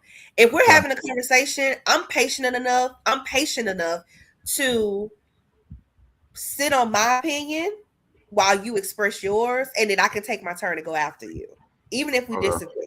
What I don't like is those people who will be long-winded about their thoughts and opinions and how they feel and their perception. And then the minute you speak, they want to cut you off or they want to change the subject. That's a pet peeve of mine. If you want to piss me off, pull that. And that's literally what Pinky was doing. Pinky has been very opinionated on this trip, and she has done so when provoked and when unprovoked. And what you can't do, and I think Pinky, to me, it's indicative of Pinky just being used to being in charge. As a I mean, businesswoman, actually should though. well, that attitude doesn't always translate well in certain settings. And in this particular case, we're having a conversation. What you can't do is shut down the conversation after you say what you want to say, like like you may do your employees. That's not But how that works. but let me ask you this: but can you though? And I think for me, You can try, but it's going to create more conflict. maybe not though so much because my thing is this: when Cynthia brought this up, I'm like, well, damn. I mean, Portia does it, Phaedra does it. They all do this. But when Pinky's doing it because she's not so familiar with it with the group, all of a sudden it's a problem. I love the fact that Pinky goes on saying things she wants to say. She's like, but you know what? Today is a different day. It's over for me. And so when Cynthia was like, well, let's open it back up. That's For what? rude, though. Do you want to open it back up for what? But that's rude. What you can't do is say what you want to say and then tell me I can't respond. That's rude. It's disrespectful. She never said they couldn't respond though. She was like, but that's what that means though, Deb. If we're talking, no, what she said was yes. She's like the day before. She was like, it happened yesterday. I'm hoping today is a new day. So what should be the thing? Like Angela read her the fuck down the day before. She's like, today's a new day. I'm over it. Let's move on. But we're going to drag it on another day. But that's different because, this is a conversation between her and Cynthia, not what happened with her and Angela. I feel like Cynthia is riding the wave, and I hate to say this with Cynthia. Cynthia's riding the wave of the old girls instead of understanding like the entire group. Because I do feel like they should have a problem with the fact they had a dirty ass room. Yeah, they should have. Yeah. And I feel like Cynthia downplayed that so much. Like y'all could complain about it, but baby, if you were in that room, you would be doing the same thing. Yeah, everybody. I don't feel like that Kelly and Shamia were wrong. Like they went 2 days with a dirty ass room. So I think in some aspects they were wrong, but not about being bothered by the room being dirty. I think certain things that they did, they could have handled it differently. I'm not going to handle it any different way because y'all are downplaying the fact I'm in a dirty ass room and y'all in a big house. The food's here. Y'all have clean rooms. I'm not handling it any other way besides the fact that y'all don't give a fuck. The fact that I have dirty fucking sheets. My bathroom is dirty. I can't even get dressed in my shit. Like fuck all of y'all at this point because that's not how they would have went for me. If it's not right. If it's that, I'm leaving. And if it's that, I'm going to tell the person why I'm leaving. Like, hey, I do not appreciate you putting me in this space, in these living quarters where it's dirty. I really don't care about your explanation. I don't care about what you tried to do. All I know is when I got here, I couldn't sleep comfortably. I couldn't bathe comfortably because it's dirty. I would have been on the same page. But y'all sitting around talking smack to everybody else, but to the person you should have had the issue with, putting them dirty, unclean feet in that pool. I ain't going to dinner. No, they told Cynthia though. The way they handled it should have been handled differently. I know we're not going to agree on this because we did this when we first started. But how do you think they should have handled this?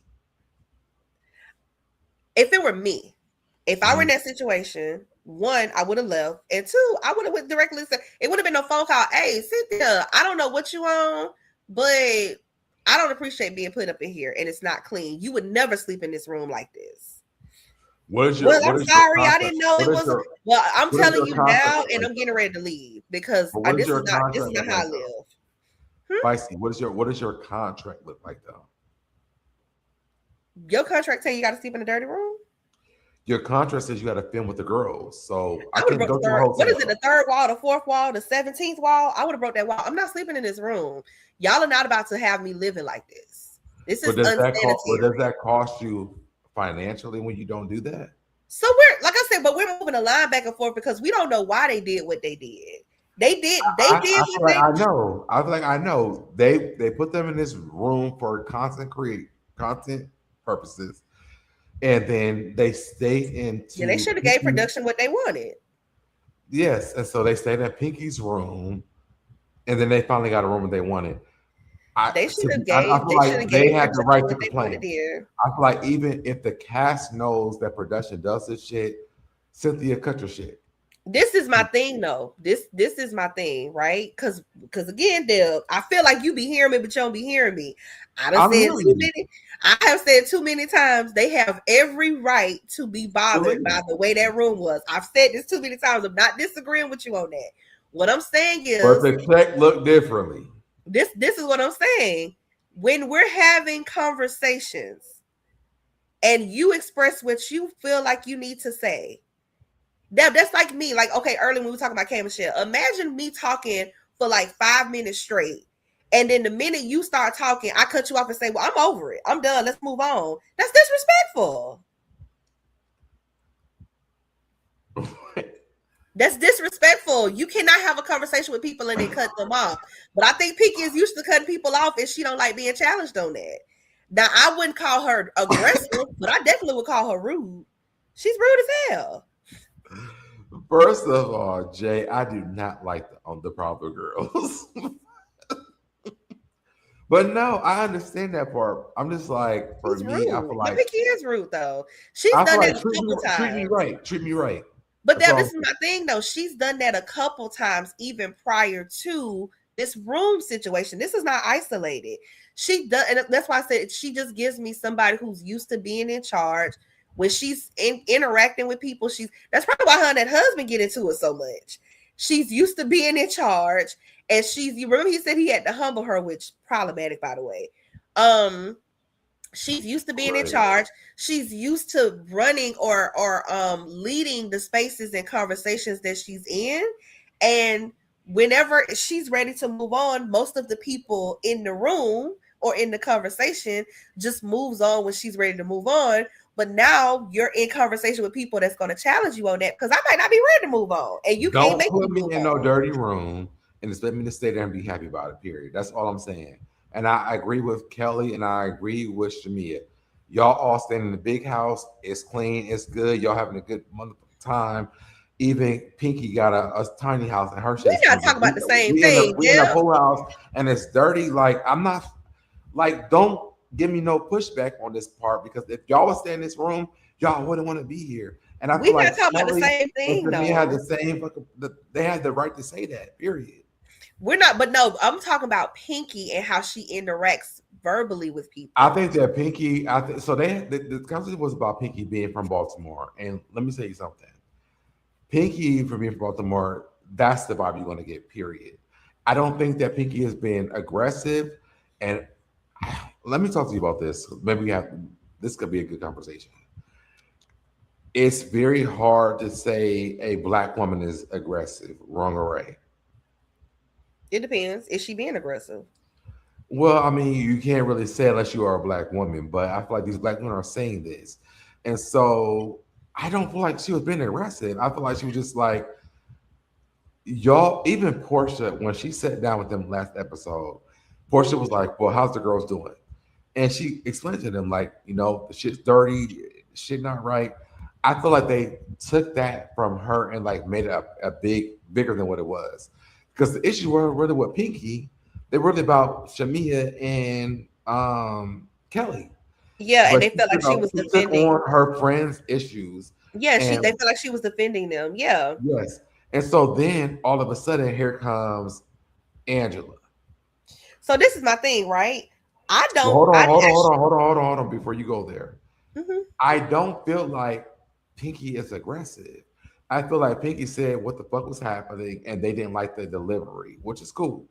But you cannot ask me a question, expect me to deliver the way you want me to deliver it. Because I could have just sat there, shut my ass up and ate food with y'all, and I said a damn thing. If you ask me a question, I'm going to deliver the way that it was given to me. So now go ahead. Well, I was going to say, I don't think she was being aggressive. That's not the word that I would use to describe. I said that earlier. I said I remember Drew being the one to say she was being aggressive. I think that word was used incorrectly, but I don't think that that was done to slight her as a black woman. I don't think that's what they meant. I think they just had a hard time communicating what they were feeling like they were experiencing from Pinky. I think Pinky is rude. I think that's what it is. I think with Pinky, when she feels like she has a point to She's make, from Baltimore, so that's not an I think excuse. That's not an excuse. I think that people would think. I would say this: people from Baltimore and New Orleans are. If you don't know a person from there, I it mean, I'm will from South always come out Florida. that way, I'm huh? from South Florida. Me and Nola talk all the time about how New Orleans and South Florida has like kindred spirits. But Um, they, but their terminology sounds. If you don't know a person from there, it does sound crazy. but But when the we talk about reality is somebody that being that's not rude, true. we're not just talking about the words that you use. Being rude is it can be in your behavior. Being rude can be in your tone. Being rude can be in the volume of voice that you use when you I speak to think their people. tone is There's a very. lot of there's a lot And of ways to be rude, and to be very clear, when somebody's being rude to you, it really don't matter where they from. When somebody's being rude, listen, I tell you this. My best friend, he has his friend, his mhm, homegirl. I went to New Orleans one time. I was like, not really like in the best mode. She's like, "What the fuck's wrong with you?" I'm like, "Nothing wrong with me. I'm cool." But I was like so offended. And then I realized like this is stuff New Orleans shit. Like they just said like what's wrong? Like what's wrong with you? And so like it's a joke between me and her. Like now, like everyone said like what's wrong with you? I feel like you have to learn different cultures of people. I don't feel mm, like Pinky is like rude or aggressive. I feel like they don't know Baltimore people to understand like but she was being rude, cutting people off, telling them what they. She's done that a few times since that's she's been on the Baltimore. show. That's Baltimore though. Like That's still they're very rude to the point. though. Like don't put me around don't put me around the bush. Get to the point. But that's still rude. To people that don't live in Baltimore, that's not rude though. Yeah, but this is my thing though, right? Rude is rude no matter what. People around you may accept you being rude, but it doesn't mean that it's not rude. People are just accepting of your behavior. But I'm not one of those people that feels like you can make excuses for your behavior based on where you're from, because everybody's from somewhere. And everybody got an excuse for why they I don't talk the think way they that. talk and the way they act the way they act. And I'm saying to you, they're like, okay, listen, I know this is a reach, but I'm about to go there. I'm about to stretch my arm out. If this were a white person being rude to a bunch of black women, Mm. and they were like, well, this is how we talk to black people where I'm from, we would not accept that. This is how we got on to the other conversation the last time about Kenya and the pillow talk thing. I think it's a pick. I think people pick and choose what they get offended by. I mean, that's how that works though. Because like, to be real, when it comes to terms of how something offends you, all of us come to the table with our unique, sometimes shared, but most of the time unique experiences, the things that we've gone through. Like, for example, you yelling at me may trigger me, and you Mhm. don't know you yelling at me may trigger me because of my history. You might not know that history, but that still doesn't mean that it doesn't trigger me and I don't want to be yelled at. Mhm. Right? You said, well, this how I talk, but you can't talk to me like that. You feel But me? if but okay, so let's stop there. So Yeah. let's say that we are from two different, totally different places, right? Yes. And like me, the way that I'm talking is not it's normal for me. And so for me, I have to travel back in my mind, like, yes, I may have trauma from this type of conversation, but is this person really being disrespectful to me, or is it this the way the person talks? So if I'm looking at a person from New Orleans or New York or Baltimore, the way they talk is even New Jersey is very different than me going from Ohio down to Atlanta. It's very different. Like the way they talk is very different to me. Like like I said, when my best friend said "fuck those children," I'm like, oh my god, fuck those children. I was like flabbergasted. Look, But I realized that's a New Orleans thing. They say that about the kids, like, I'm fuck them kids, I'm going outside. You know what I'm saying? I want to Whatever. elaborate again. I'm from South Florida. We have our own unique way of talking too. I mean, listen, No, you've seen, and I'm wrong with you on this, but I'm yeah, saying that you've we seen the all Trinas, you've seen the Sukianas, like you've seen all of the city girls. Like we have a very unique a way of speaking too. But my thing is this is right. Regardless of it's about intention and impact. Regardless of what I meant, my impact is still the real same. quick, let me shout out to Jay's a Jim. Send me a super chat. Y'all heard NYC. She's rude. Geez. Yeah, like I said, aggression was the correct word. I think Pinky is just rude. I think Pinky is just used to speaking to people a certain way, and she's coming in contact with people who are not going to let her speak to them like that. I just And I don't think get saying that. that she's from Baltimore, I don't think it's the adequate excuse to explain why she's so rude. I understand that is Baltimore is harsh though. It's almost like New Jersey. Like it's very harsh. I'm Like familiar. I'm familiar with people from Baltimore. I'm not disagreeing with that's a common thing. It still doesn't mean that that's acceptable in polite society. I You think still can't talk to in me their anything own you want to culture just that because it you're from is though. I Baltimore. think outside of that culture is very different. You So I but want again, so when you're speaking to people and see when you're talking to people from Baltimore that's used to you talking to them like that, and then they can talk to you like that, that's one thing. But when you right. talking to somebody that's from New Jersey or Arizona or Sacramento or Wyoming and they don't know nothing about Baltimore and they saying, hey, I don't like you talking to me like that, then Oh, do you adjust how you speak to them to make your point? thank you Or do you continue to be hold on disrespectful? real quick and thank you for the super chat, Jay. Go ahead. I'm sorry. Where you're from is not an excuse to be disrespectful to people. I feel like it is though. I feel like It's these are not. different cultures. I It's don't feel like literally not. I feel like if I'm being disrespectful, I'm gonna be disrespectful. But I Because feel like me talking to you the way that I normally talk, maybe I'm not saying the way that you are accustomed to, and maybe that's a conversation we can have. But I would when we not assume that's automatic disrespect. see when we introduce that ideology into these type of conversations, then we can take it a lot of different places because there are a lot of people who say a lot of disrespectful and problematic things. Well, in my friend group, they allow me to say these type of slurs and they don't have a problem with it, but you can't say that around me. You can't say that to me. It's a Well, I we can mean, let's talk about me saying bitch because I say it all the time. and People, listen, I don't have a problem with you using the word bitch, but there are some people who are not going to like you saying the word bitch to them. So I if know you're I learned responding, that. what is my thing though, right? So if you're talking to But I somebody, call my male friends bitches. I call my girlfriends bitches. I call everybody bitch. I'm like, bitch, you know what the fuck okay, happened so today? Deb, in this Bitch is like a moment, it's like a term. Even Pinky said it's like a term of endearment for me. So okay, like, so in this moment though, Deb, if you're having a conversation with someone and you call them bitch and they say, well, I don't like to be called bitch, are you going to continue to call them a bitch? Is that not rude I if you might have continue to to do that? learn how to not do that. But that's But an effort. That's my effort in normal that. terminology would be like, bitch, you know what happened today? Or bitch, you know what? Or bitch, what the fuck you doing? Like my But this is what I'm terminology. trying to say. My point is that because you understand continuing to call someone that would be rude and disrespectful, you would make an effort to not do that. You're not going to say, "Well, this is how I I talk. would I'm want gonna call you to. bitch when I feel like it." I wouldn't want to understand why me saying this as a term of endearment, because this is who I am as an individual, Yeah, triggers you so much. Like if you were being called a bitch because your family's beating your ass or your ex is doing that, like I can understand that part. But if I'm just like we just cool with with each other and like I'm like, bitch, you know what happened today or whatever, and bitches trigger you, I would have a I don't know if I would be so it invested in doesn't. that. But it doesn't have to trigger people. It can literally just be, I don't want to be spoken to that way. And I feel like we, as people, if you really have the best interest in mind when you're saying and doing things, it's not that big of a deal for you to adjust how you engage with people based on their preferences.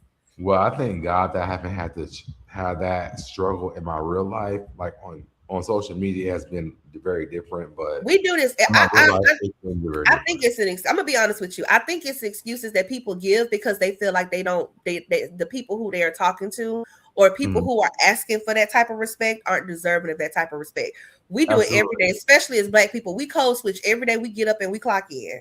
Every So day we get up and we can clock in, actually we kind of code switch.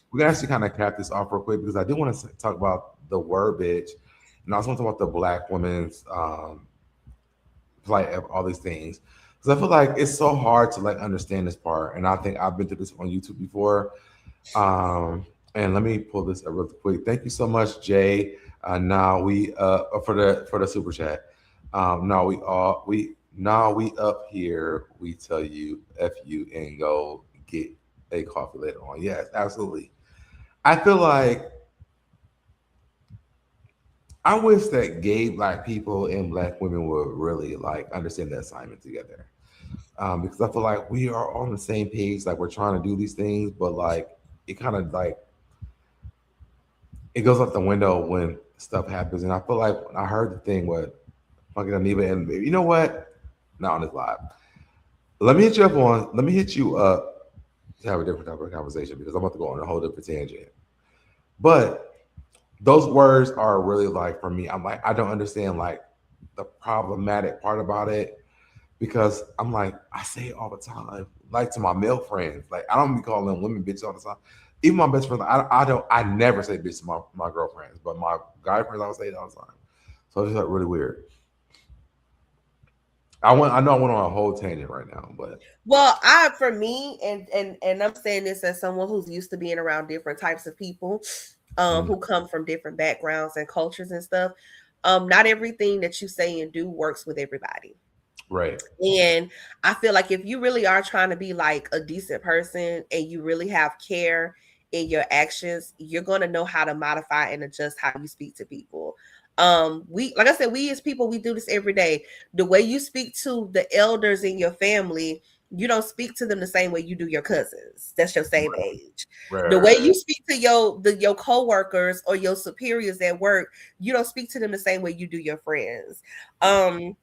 Even when you're like in public places, like the way I would speak to like a server, or even if I'm like, I don't know, like the social security office, or I'm like at the DMV or whatever, the way I speak to the person that's assisting me with a transaction or some type of help, I'm not going to speak to them the same way I would like my spouse or my partner or whoever.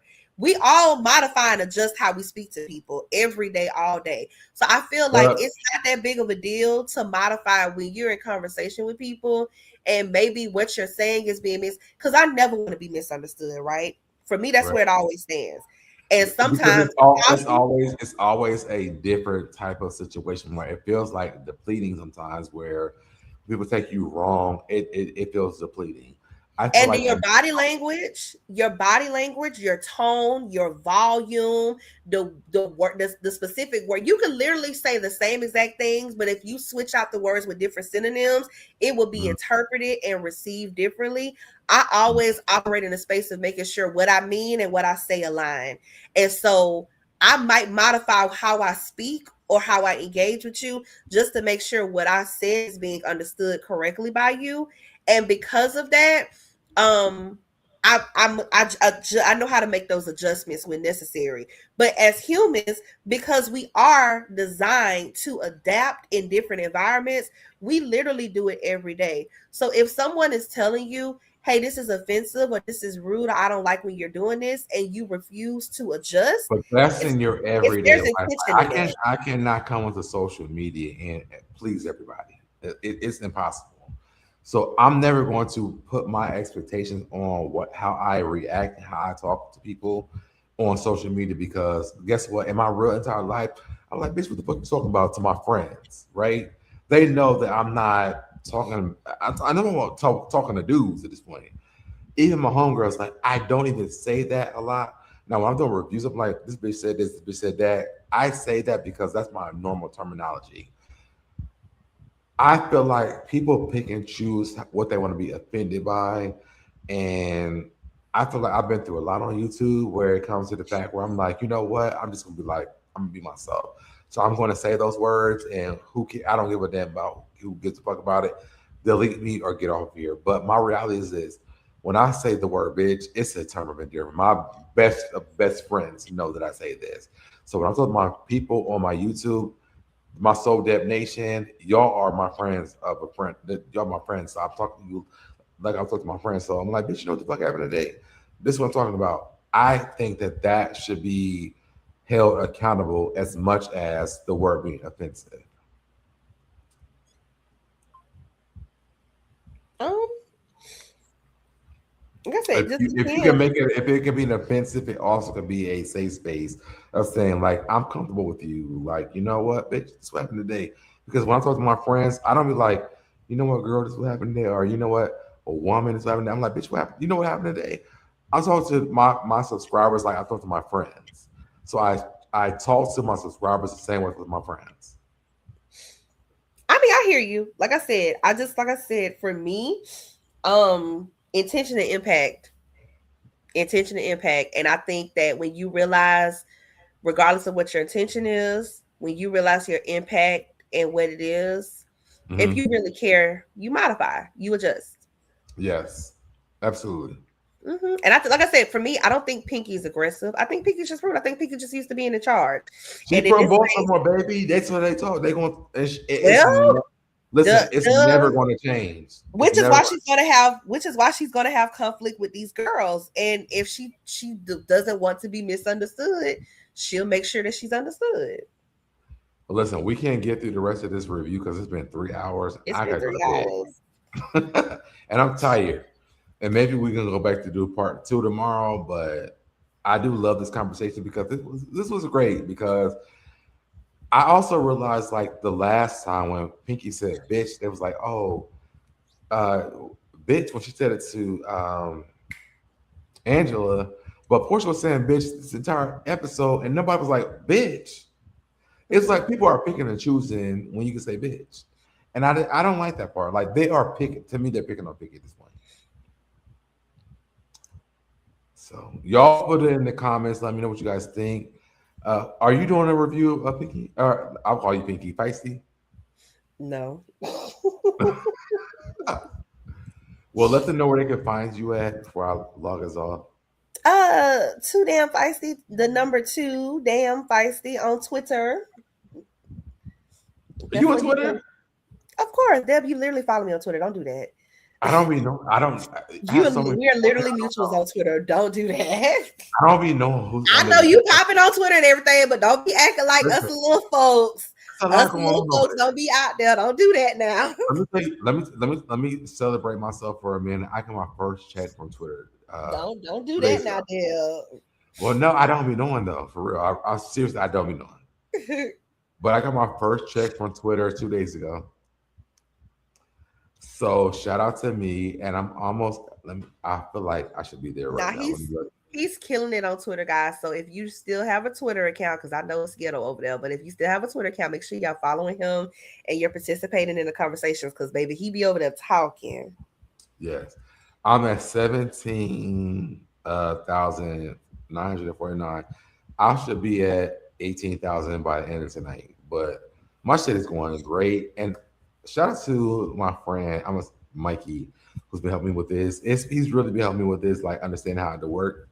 So I really do enjoy it. And like, I'm like, Housewives is my thing. So let's run it up. So that's what's up. And if y'all are here, because I know most of you that are over here right now is on Twitter, subscribe to the YouTube channel so y'all can comment in the chat. All right. So, but yes, y'all make sure you go subscribe to Too Feisty on her channel. That's all I got. You got anything else? No, I'm good to go. Have a good night, everybody. Bye. Love you guys. We'll see you guys on the next one. Deuces. Did it, I did it, I did it, I did it, I did it, I did it, I did it, I did it, I did it, I did it, I did it, I did it, did it, you did it, I did it, you did it, did it, I did it, I did it, I did it, did it, I did it, I did it, I did it, I did it.